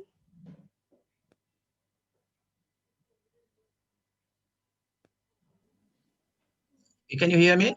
Yes, that's good. Okay. Yeah, can you show my slide? Because I was told by Dr. Des that you can show my slide. Can you see my slide now? Yes, we You can can see my see that. slide. Yes. Ah, very good. Okay. I feel out of place here actually because the conference itself is actually about English and learning and teaching, and here I am talking about politics, culture, and history. But we had a conversation, me and Dr. Des. I told her that teaching and learning is not my area because my area is literature. So, but she, insisted that maybe you can show us how post-colonialism be related to education, for example. And that was actually my first intention, to relate post-colonialism with education, especially with English, and because this has to do with history, for example, and politics. When English used to be the language of instruction of Malaysia, and once we get independence, we don't want this to be a hindrance for our own sense of identity. So we choose English, we choose Bahasa Melayu, for example, as our first language. But then there's a problem because we realize that English has become the international language, right? Then and we have a whole generation of citizens who are not very proficient in the language. But that is not my concern today. My concern is actually quite recent. This has to do with politics also and culture. When I think most Muslims, there's 1.8 billion souls, should have known already what happens in France and what was said by the president of France, Emmanuel Macron. So the issue is, um, how does he contextualize his words when he say Islam is a religion which is experiencing a crisis today all over the world? And remember that he is actually generalizing a lot of people, a lot of Muslims, 1.8 in so many countries. And the words that I find interesting are crisis and all over the world. So the issue with post-colonialism is, where does this assumption come from? Is it because of his experience, based on his experience with Muslims in France, especially because France actually accommodates most Muslims in Europe, 5 million Muslims in Europe. So it's quite a substantial minority there, right? But my contention is that his assumption is based on what we call Eurocentric ideology. And this can be, Eurocentrism, for example, the view that Europe is the center of the world, where Europe's sense of morality, for example, Europe's sense of perfections are the example for the world to emulate. So where does this Eurocentric ideology come from? Then we have to understand, in a sense, it goes back to the Crusades. In fact, it's a very long process, of interaction and, in a sense, representation of a people. This can be quite long for some of us, because, when we talk about Europe, Europe used to be living in a dark world, the dark ages. So Europe's first interaction with the non-Europeans were with the Muslims during the Crusades. But in those days, Muslims were the highest civilizations, and the Europeans or Christians mostly were in the Dark Ages. But this was actually the first encounter and the first, in a sense, impression of the non-Europeans. And this conflict, in fact, is a continuation even to the present. So when Macron says these words, then this is actually derived from his Eurocentric ideology inherited during colonialism and then now into the post-colonial world. Why is it still relevant in this post-colonial world? Because in a sense, we are still not free. The non-European world is not still not free from the grabs, the political grabs, the economic grabs of the Europeans, which is now reshifted to USA, right? So I will talk about post-colonialism as a theory, because this will be the foundation of my assumption of Emmanuel Macron's assumption about the Muslims. First, we talk about knowledge is power. This is quite common. We know that knowledge is power. We want to acquire knowledge to empower ourselves, right? We learn about skills, for example, to learn about or to do something, to construct something. But at the same time, power is also knowledge. What does it mean? What does it mean? We go to school to acquire knowledge. So because we know knowledge is power, but power also creates knowledge. Power creates knowledge in a sense that if you have power, you create knowledge. For example, I'll give you one example. When we were young, we were told that don't eat too much eggs, for example, or too many eggs, because it can cause cholesterol. But now, the doctor says eat eggs because it is good for you. So how did we believe the doctors in the first place? Because power creates knowledge. The power of the doctor, because of his certification as a doctor, creates the knowledge for us that eating egg is not good. But now it has changed because of what other doctors say. The same applies with, let's say, in our household, the parents, for example. This is just small examples of how power creates knowledge. Your parents say, don't do this because this will happen, for example. Don't sit on the pillow because you will get some sickness. We tend to believe that because our parents have power over us, and this also applies to the bigger discourse when we talk about the Western world. They have power over the rest of the world. So whatever they say will tend to be believed by us. All right. And this is actually discussed. This idea of power is knowledge is actually not originally by Edward Said, the one who actually started post-colonialism. This is actually Michel Foucault's idea. He's a French philosopher, and he discusses power and its relationship with the community. But Edward Said takes this idea of power that creates knowledge into his text, Orientalism. And what is Orientalism? It is actually a way of seeing that imagines, emphasizes, exaggerates, and distorts differences of Arab peoples and cultures as compared to that of Europe and the USA, and often involves seeing Arab culture exotic, backward, uncivilized, and at times dangerous. This is actually the seminal text that started post-colonial theory. In the text, Said discusses about the Europeans when they discuss the Arab world. Edward Said is actually a Christian Arab. And when he read all the texts from the Europeans, he realizes that whatever they wrote in the text are not consistent with the reality in the Arab world. And then he realizes that all these writers, European writers, share the same thing. They are not in a sense experiencing the real thing, but they're actually sharing the same knowledge. One person writes a text about the Arabs, and the other simply copy and paste into their text. And this has become a representation of the Arabs. But that is actually in Orientalism. But how do we relate Orientalism then with the Arabs and to the present?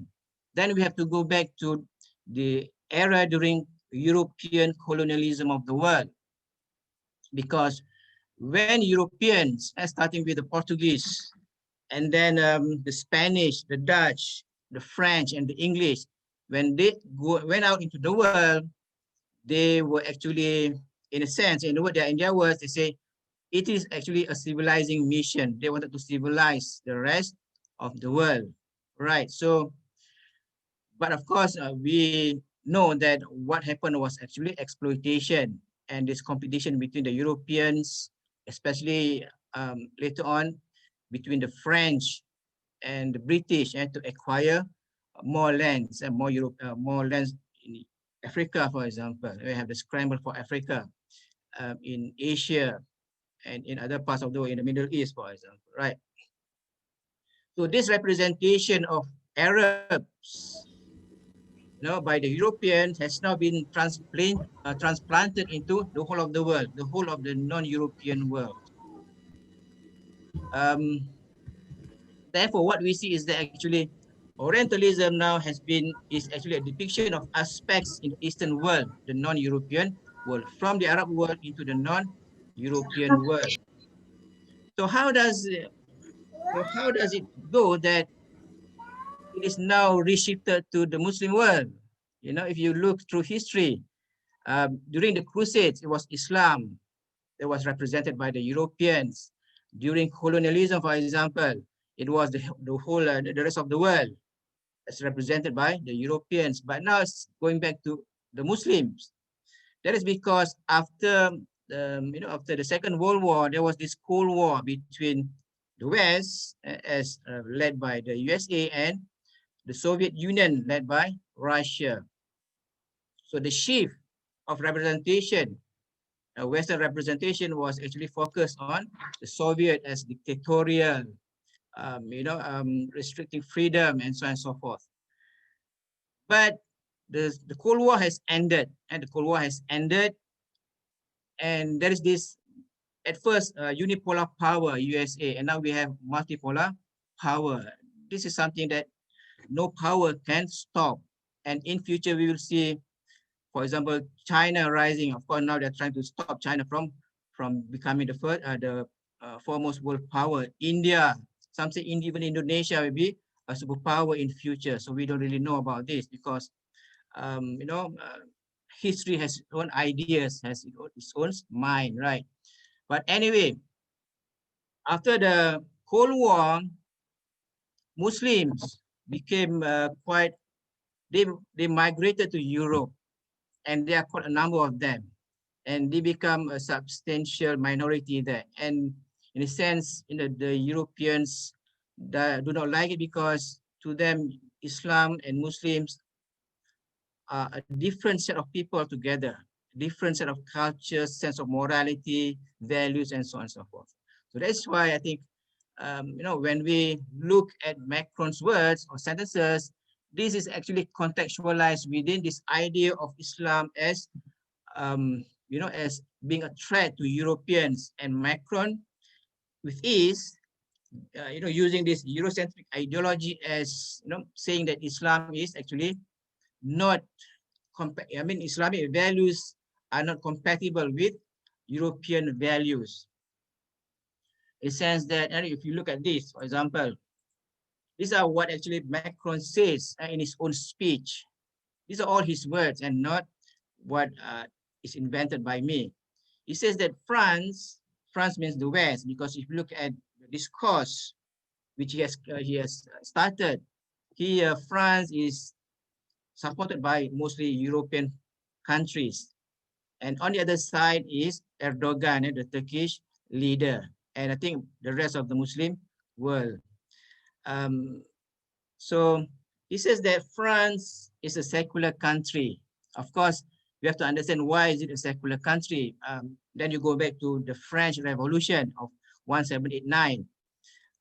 It is secular because during the revolution, the citizens who initiated the revolutions believed that the religious scholars and the religious entities are on the side, or were on the side of the royalty.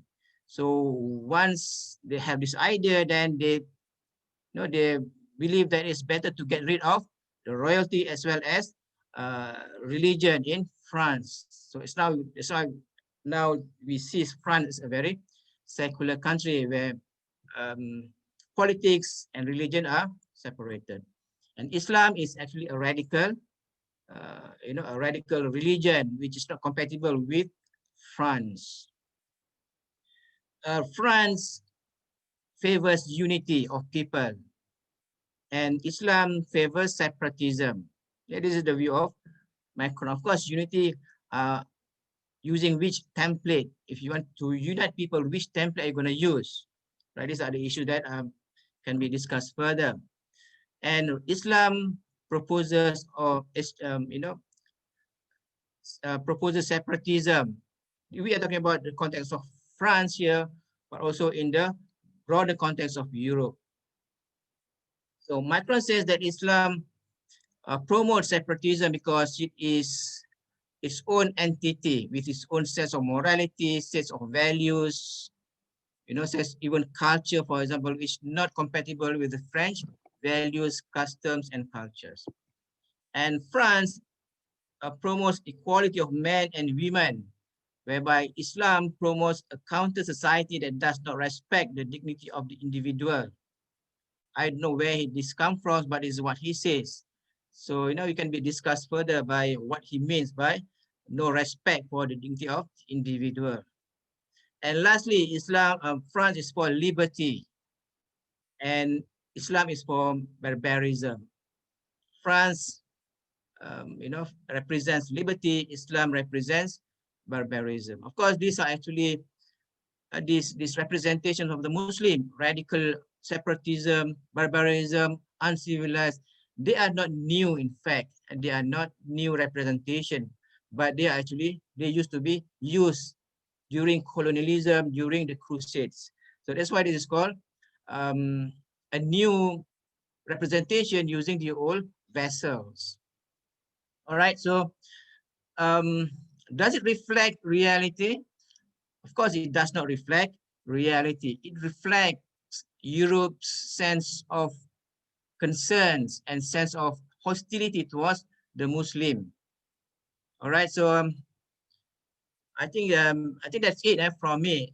I would prefer questions after this with regard to these topics. I know this is quite a contentious issue to us, right? And this, this has been discussed quite a lot in the internet, in YouTube, and so on and so forth. But for this conference, I'm just giving you the context of what he says, the theories that I use, and the ideology that he derives on to reflect on Muslims as what he says in, for example, radical, separatist, and barbaric.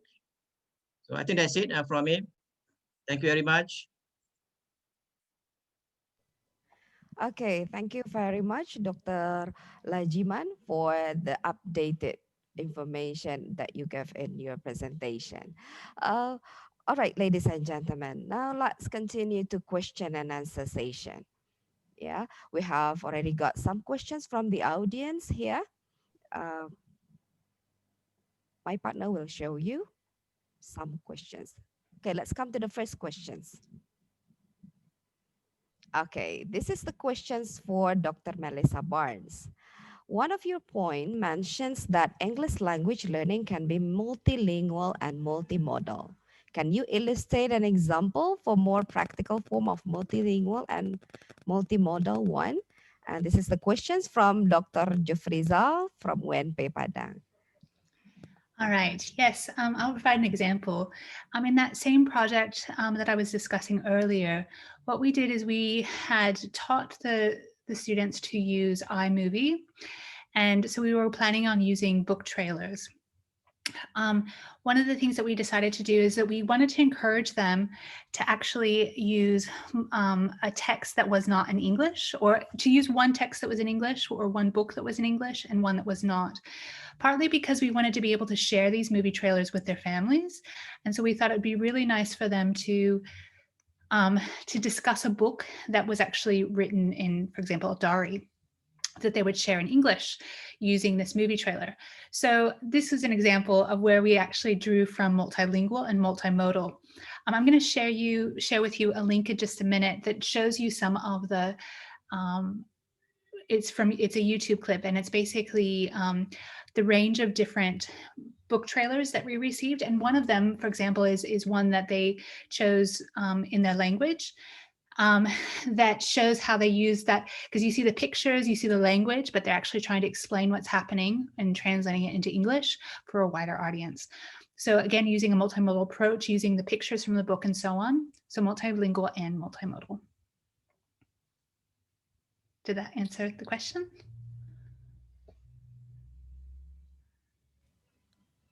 Are you going to show us the video or YouTube video? I can, yes, if you'd like. Yeah, we are very happy to see it. Okay. Do you want me to just give you the link, or do you want me to show it with?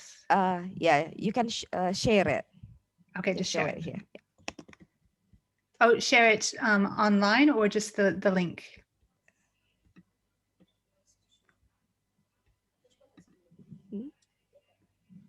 How many minutes the video is actually? Well, I can go to, I'll give the link. Okay. I can show the first part of it if you want me to. Yes, it will be a great idea. You can show us the first part, and later you can share us the link of the complete video. All right, let me just get it up here.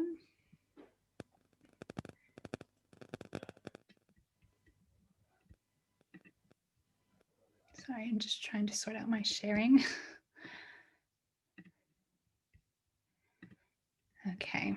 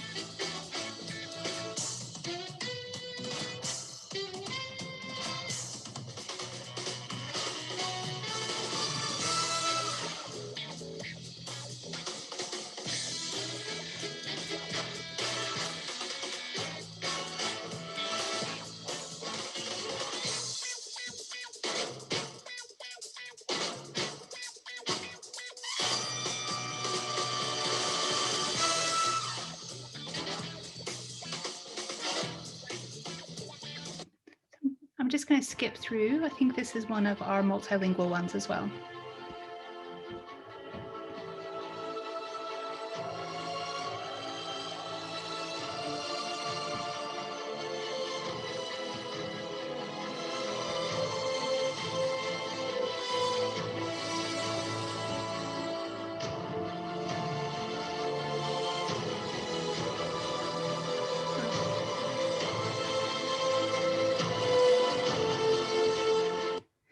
I'm not quite sure, but that gives you a bit of an idea.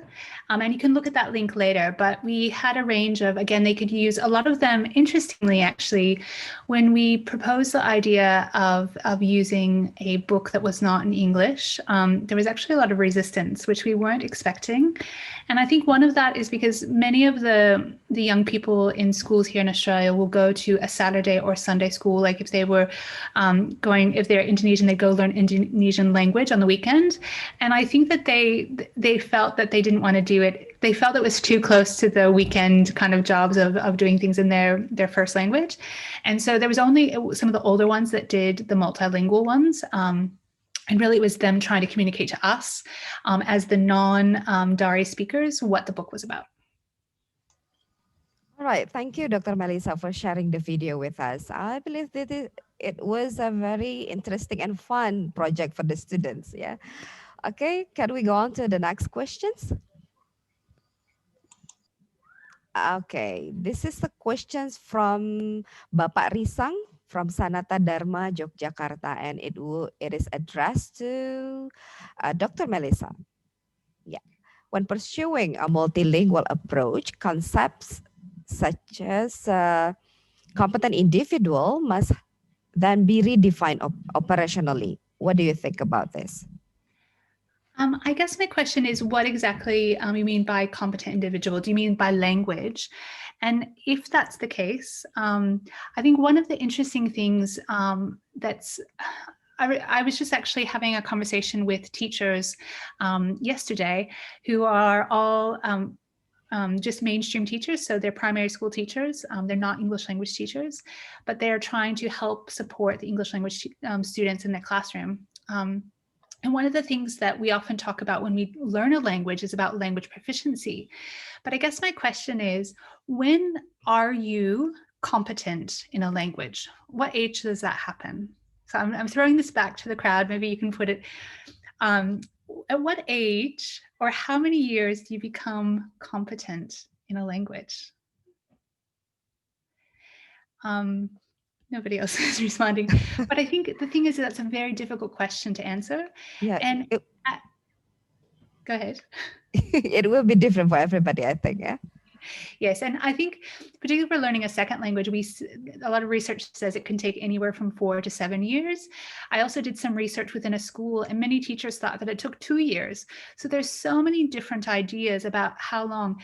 But even in your first language, are you competent when you're 5? But we're actually always learning more about the language. So I always find it really interesting about this idea of languages and then how do you become, when are you actually considered proficient? Like if you've taken 4 years of English, can you still call yourself multilingual, or do you have to have a really strong proficiency? So these are all it's difficult. It's actually really difficult to say what actually is a competent individual. And I think we need to have a more kind of a nuanced and probably broader understanding of what multilingualism is, and that we may have different kind of capabilities and competencies in these different languages, but we still ultimately understand and have aspects of different languages. All right, thank you. That's interesting. Competent individual. We need to define what we mean by competent individual first. Yeah. Okay. Yeah, this is still a question from Pak Risang actually. How this multilingual approach can promote learner agency during this pandemic? I think this is a good question. I think there's a lot of research to say our language is very much kind of a window into our identity. And I think multilingualism is actually an important concept to understand in that kind of shows a hybrid identity. Often, and I think this is true for for many, for example, Indonesians who come and they spend time studying abroad. And for example, if they're in Australia and they're using English all the time, and they actually build an English language identity. And so in many ways, a multilingual approach, I guess, acknowledges that those hybrid identities. So does that provide learner agency? I think it does. I think people feel more empowered when they actually feel that there's kind of a recognition of the different identities that they hold. And I think definitely during the pandemic, when everything is so, and sometimes quite lonely, being able to have a wide range of approaches, whether it's language and people to talk to, I think it makes it feel like things are not so, I guess, like everyone's stuck at their house, but there's actually ways to connect with others. All right, thank you. Yeah. Thank you, Dr. Melissa. And one more questions from Bapak Risang. Yeah, still talking. We are still talking about multilingual. Yeah. It seems that Bapak Risang is really interested with multilingualism. How should multilingual societies and educational institutions overcome challenges of digital poverty and digital illiteracy? That's quite interesting. Yes, very good questions. I think as far as digital poverty, I think one of the things that we're finding is that, and particularly when we think about educational applications or any kind of technologies, one of the things that we're realizing is that particularly for education, we want to make them mobile device ready. So I think one of the things we found is that actually mobile devices are much more accessible to almost everyone. And so it's being able to kind of have educational apps or programs that you could use using your mobile phone. So that provides, when we're talking about laptops, and I think this happened in Australia with the lockdown, when everything was at home, people needed to really have laptops, and that was a really struggle for a lot of families who didn't have the money. So there was that digital divide in that regard. But I think, again, and that's as educators thinking about what kind of tools we use and if it is mobile device, ready, I think that's important. I think as far as literacy, I think this is a really important thing. My doctoral thesis was on the TOEFL IBT when it first was rolling out. And I was actually looking at Vietnam. And one of the things that I found was that because it was going to the online version, I was really worried that this would mean that those who had digital skills would be the ones who would do well on the test. So forget about English language ability, but it was more about digital skills. And that was a concern for me. So I think it's something that we do need to keep on the radar. Right. Okay. Do we still have questions?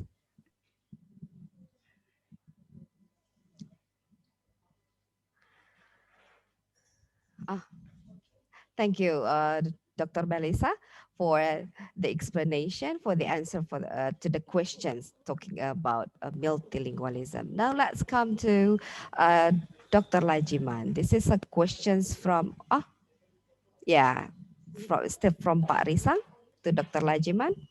From literary criticism perspective, according to the constructionist attacks, such as Macron's speech in this context, possibly never has a single meaning, because when it comes to the complex translation or interpretation, it can bear several developing meanings. What do you think about it? How to expose and subvert this binary opposition in the context of Macron's speech?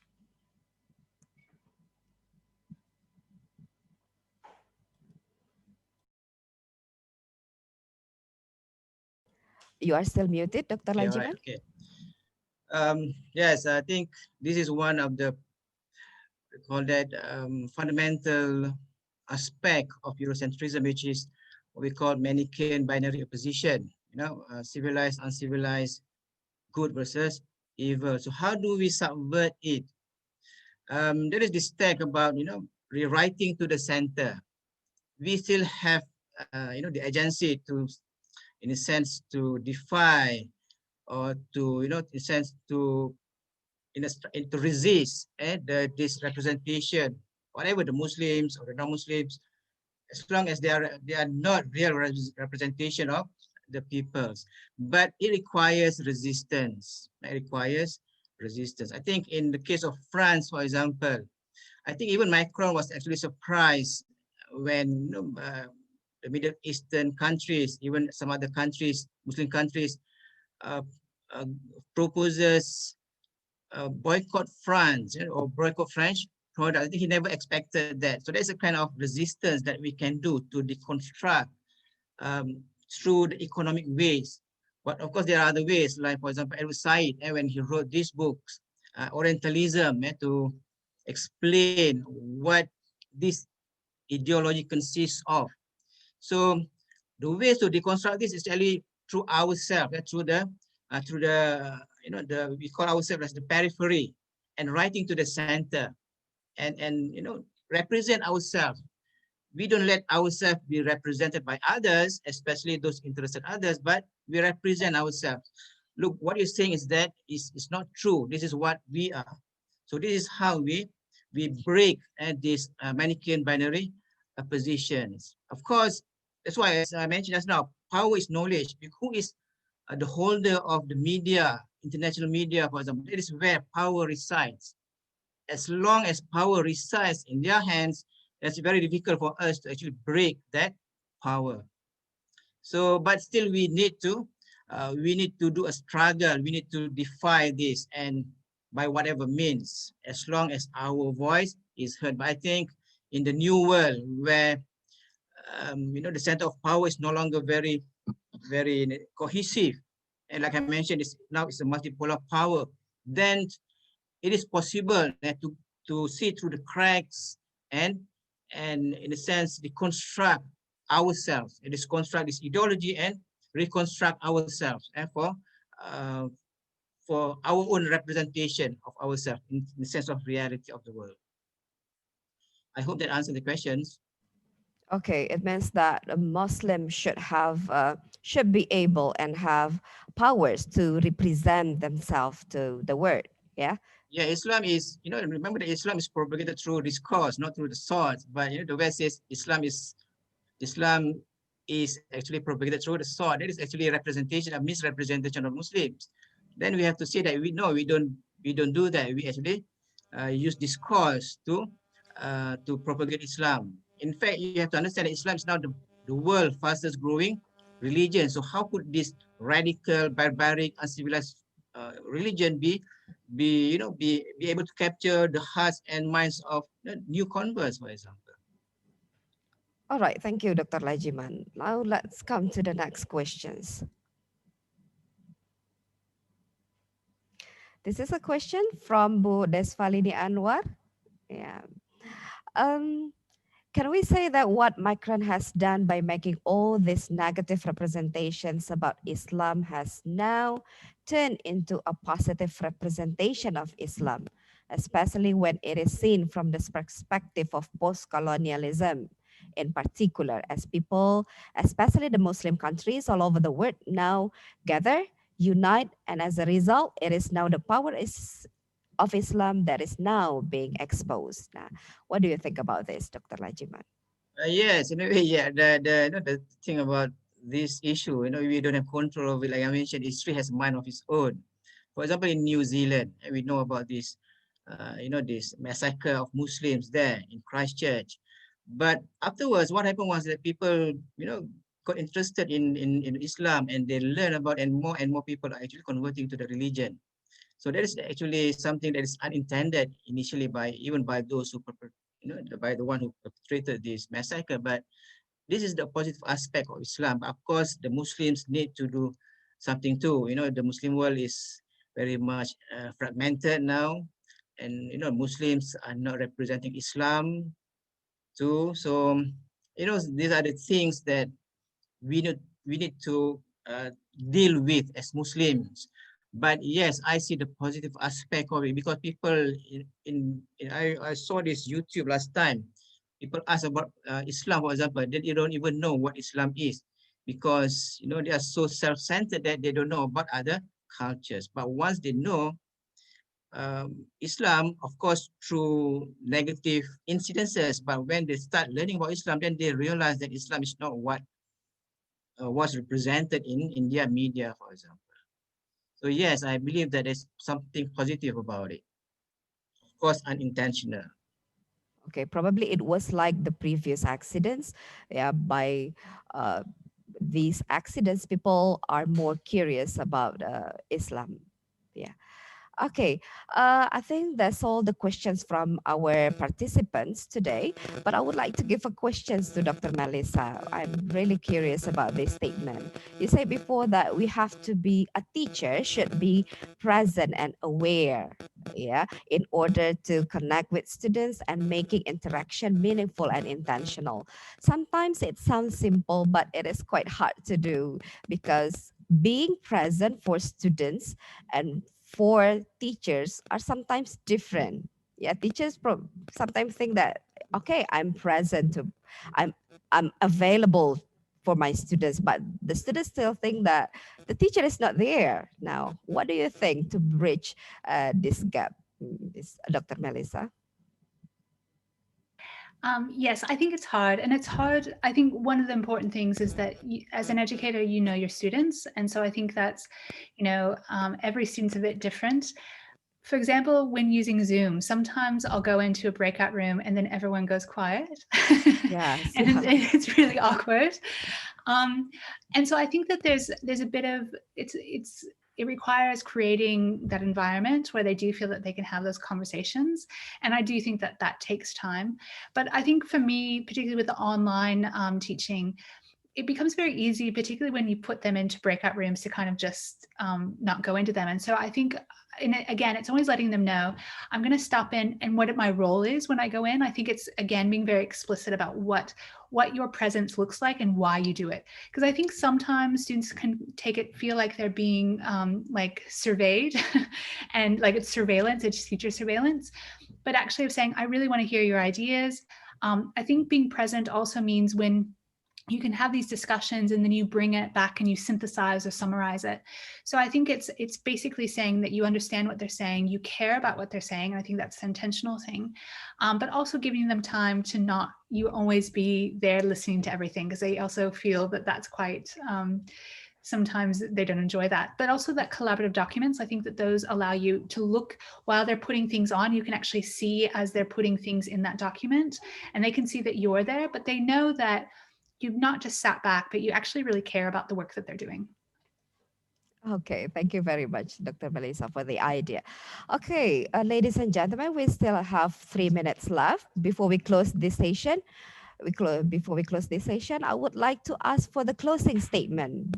Let's start it from Dr. Melissa. Yes.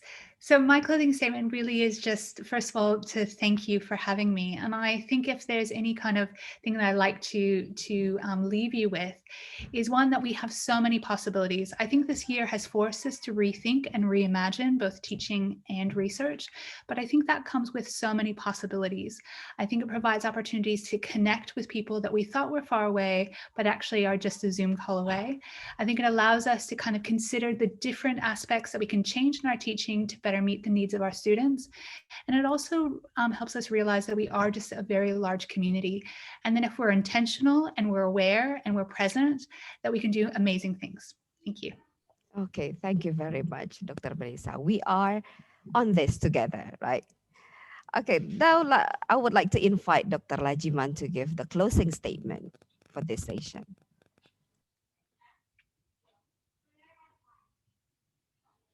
You are still muted.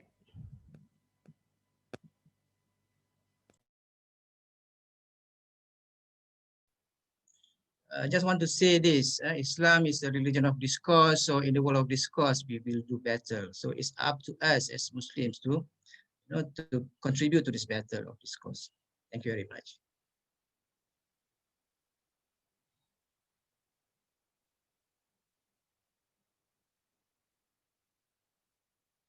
Sorry. Thank you very much, Dr. Lajiman. That's all our first plenary session for today. Thank you very much for your attention. And I'm sorry for all the inconvenience. I'm sorry if there is any questions that hasn't been answered yet. Okay, I will give it back to the MC. Thank you. Assalamualaikum warahmatullahi wabarakatuh. Waalaikumsalam warahmatullahi wabarakatuh. Thank you so much for the thought-provoking presentations to both keynote speakers, Dr. Melissa Bonds and Dr. Lajiman bin Janoory. Thank you also to Ms. Witri and Mr. Hanif. And ladies and gentlemen, we are now moving on to parallel sessions. Allow me to remind you that after the parallel sessions, we still have one more plenary session later this afternoon with two keynote speakers, Associate Professor Lee Koi Cheng from National University of Singapore and Professor Dr. Jufrizal M.Hum from Universitas Negeri Padang. And now, ladies and gentlemen, the presenters and also the parallel presenters and also participants, please proceed to join the breakout rooms provided by the committee. There are 8 breakout rooms that we provide for each parallel session. There will be 4 or 5 presenters in each breakout room. And you can just click the breakout room tab. And earlier, if you enter the Zoom meeting by signing in using your account, then you are able to choose which breakout room you would like to join. However, if you don't sign in yourself, then you just wait and our co-host will assign you to the breakout room.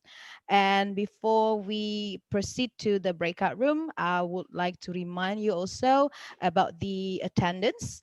The committee has already provided the link for your attendance in the chat box. So please fill in your attendance for your certificate later. Okay, now let's proceed to the breakout rooms, everyone. And I hope you enjoy the presentation and I will see you later.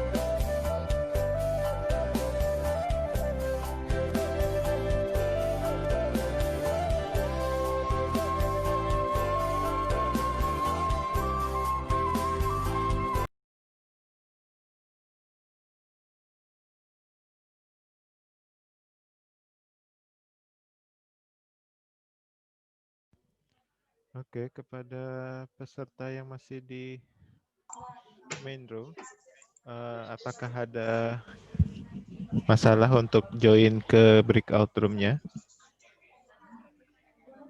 Iya, belum bisa join. Pastikan untuk sign in dulu, Bu. Sign in dulu di aplikasi Zoom-nya menggunakan email account atau gimana ya sebenarnya ini?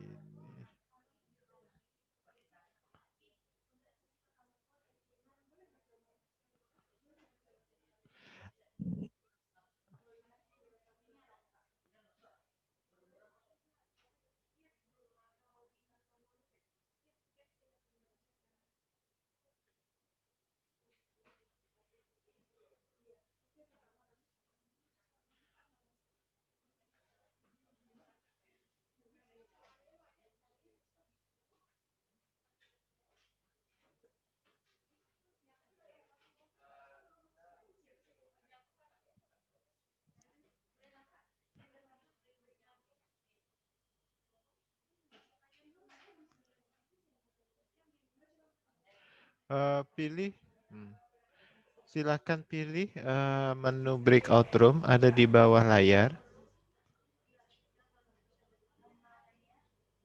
Di sebelah share screen, jika sudah melakukan sign in di aplikasi Zoom menggunakan email dan password,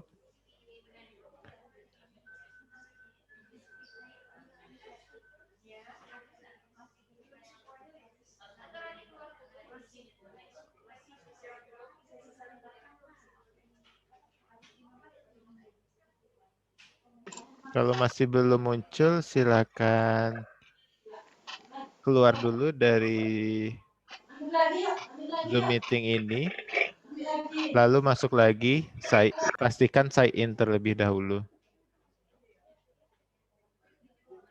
Oh, sudah. Udah Pak Jaka, tapi belum bisa ke break room.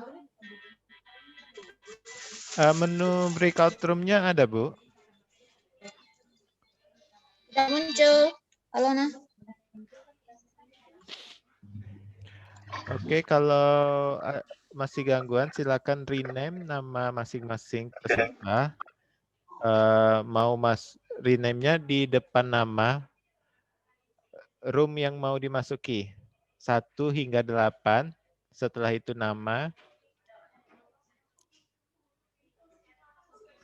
sehingga bisa saya assign manual ke room masing-masing.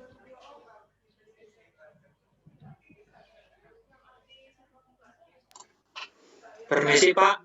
Iya. Ini masuk join room-nya gimana ya bentukannya? Terserah aja atau gimana lihatnya? Join room yang mana? Mau makalah atau bagaimana? Iya, presenter. Artikel.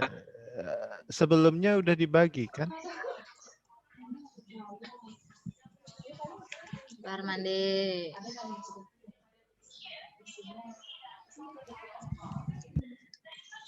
Bisa harusnya.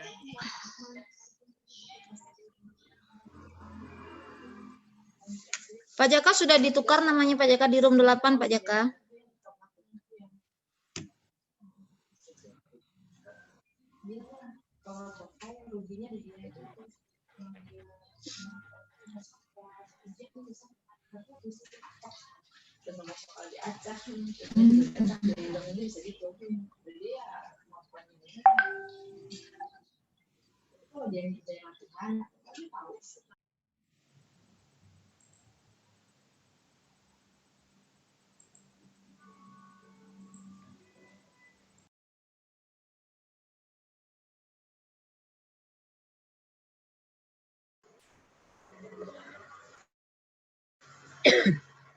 Mohon maaf panitia, saya juga belum bisa join. Gimana ini ya?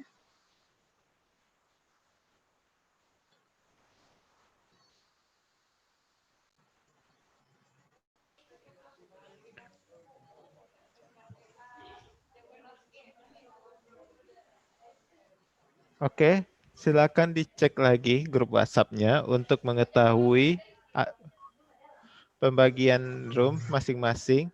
Dan setelah melihat pembagiannya, silakan ganti nama awalan dengan angka room.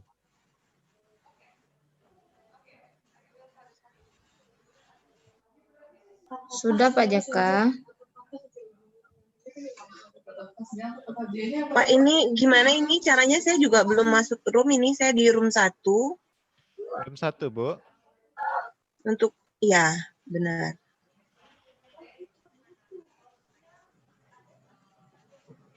Oke.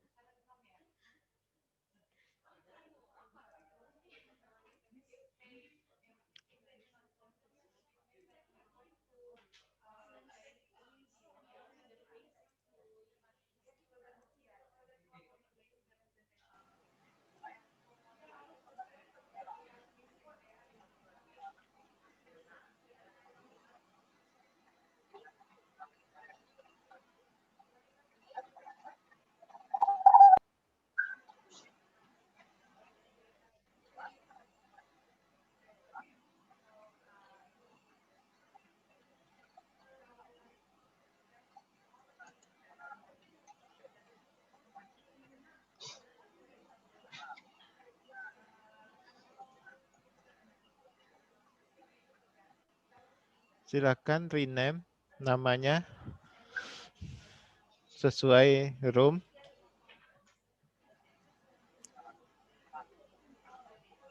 Sudah Jaka, saya di room 2, Atmanida. Oke, Bu. Ya.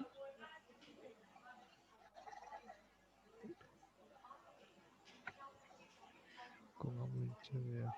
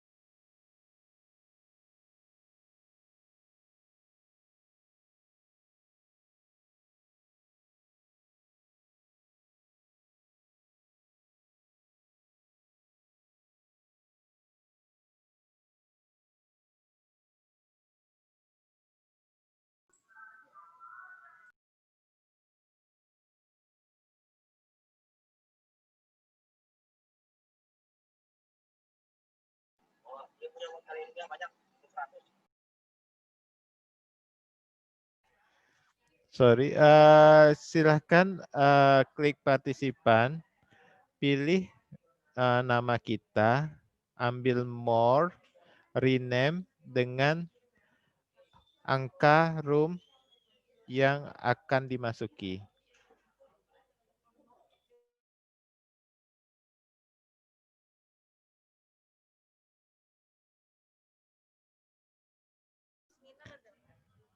Aditya. Enggak. Bu Rat namanya enggak ketemu, Bu. Ratmanida. Oh, 2 Ratna.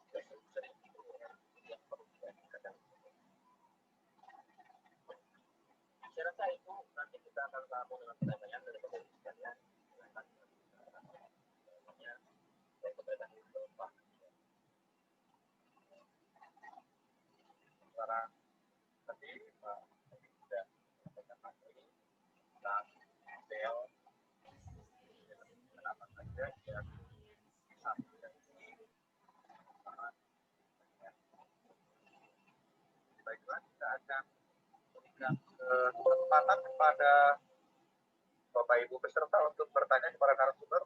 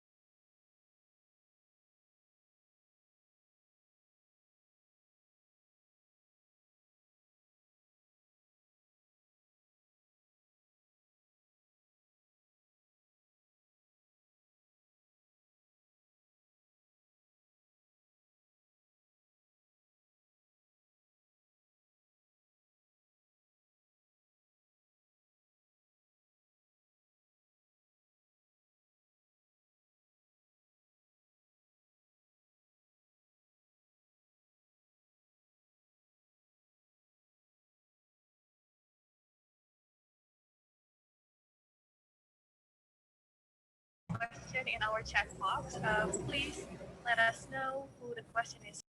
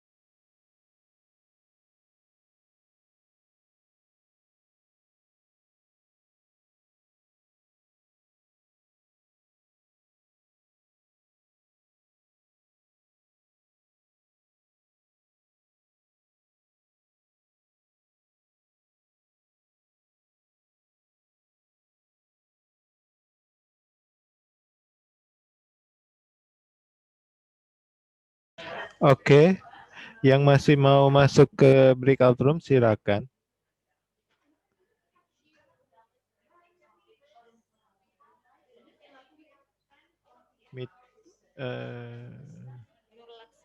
Mitra Fitria room berapa?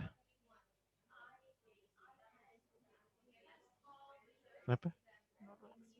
Nur Laksmita.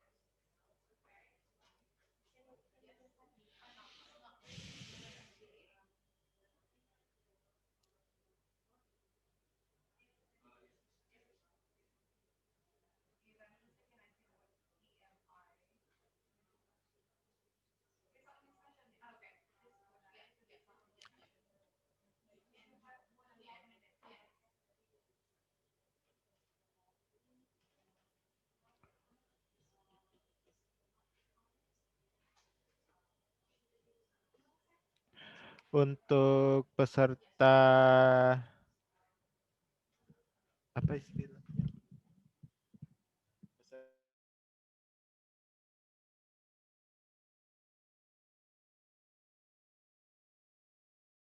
Untuk partisipan yang tidak presentasi, silakan pilih salah satu roomnya bebas, mau room yang mana. Di menu bawah layar ada breakout room, diklik, di sana tinggal join, pilih salah satu room. Pastikan peserta untuk sign in sehingga breakout room-nya tersedia.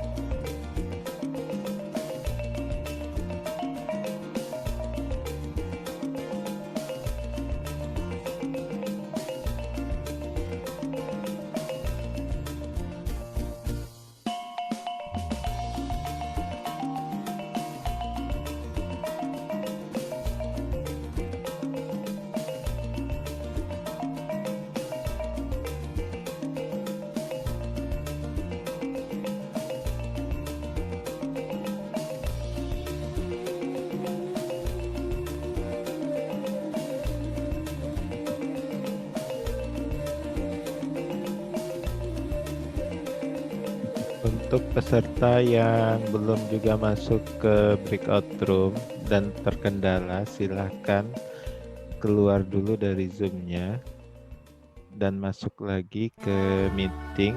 Dan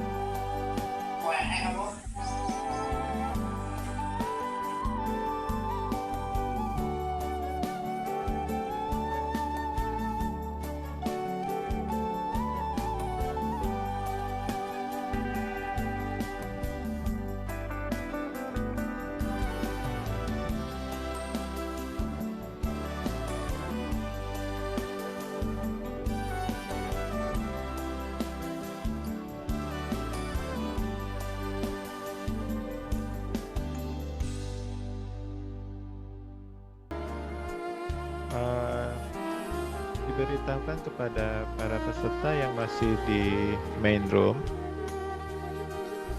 agar dapat melakukan pengecekan update Zoom-nya untuk aktivasi breakout room-nya. Setelah itu, jangan lupa juga untuk sign in sebelum memasuki Zoom meeting ICOELT.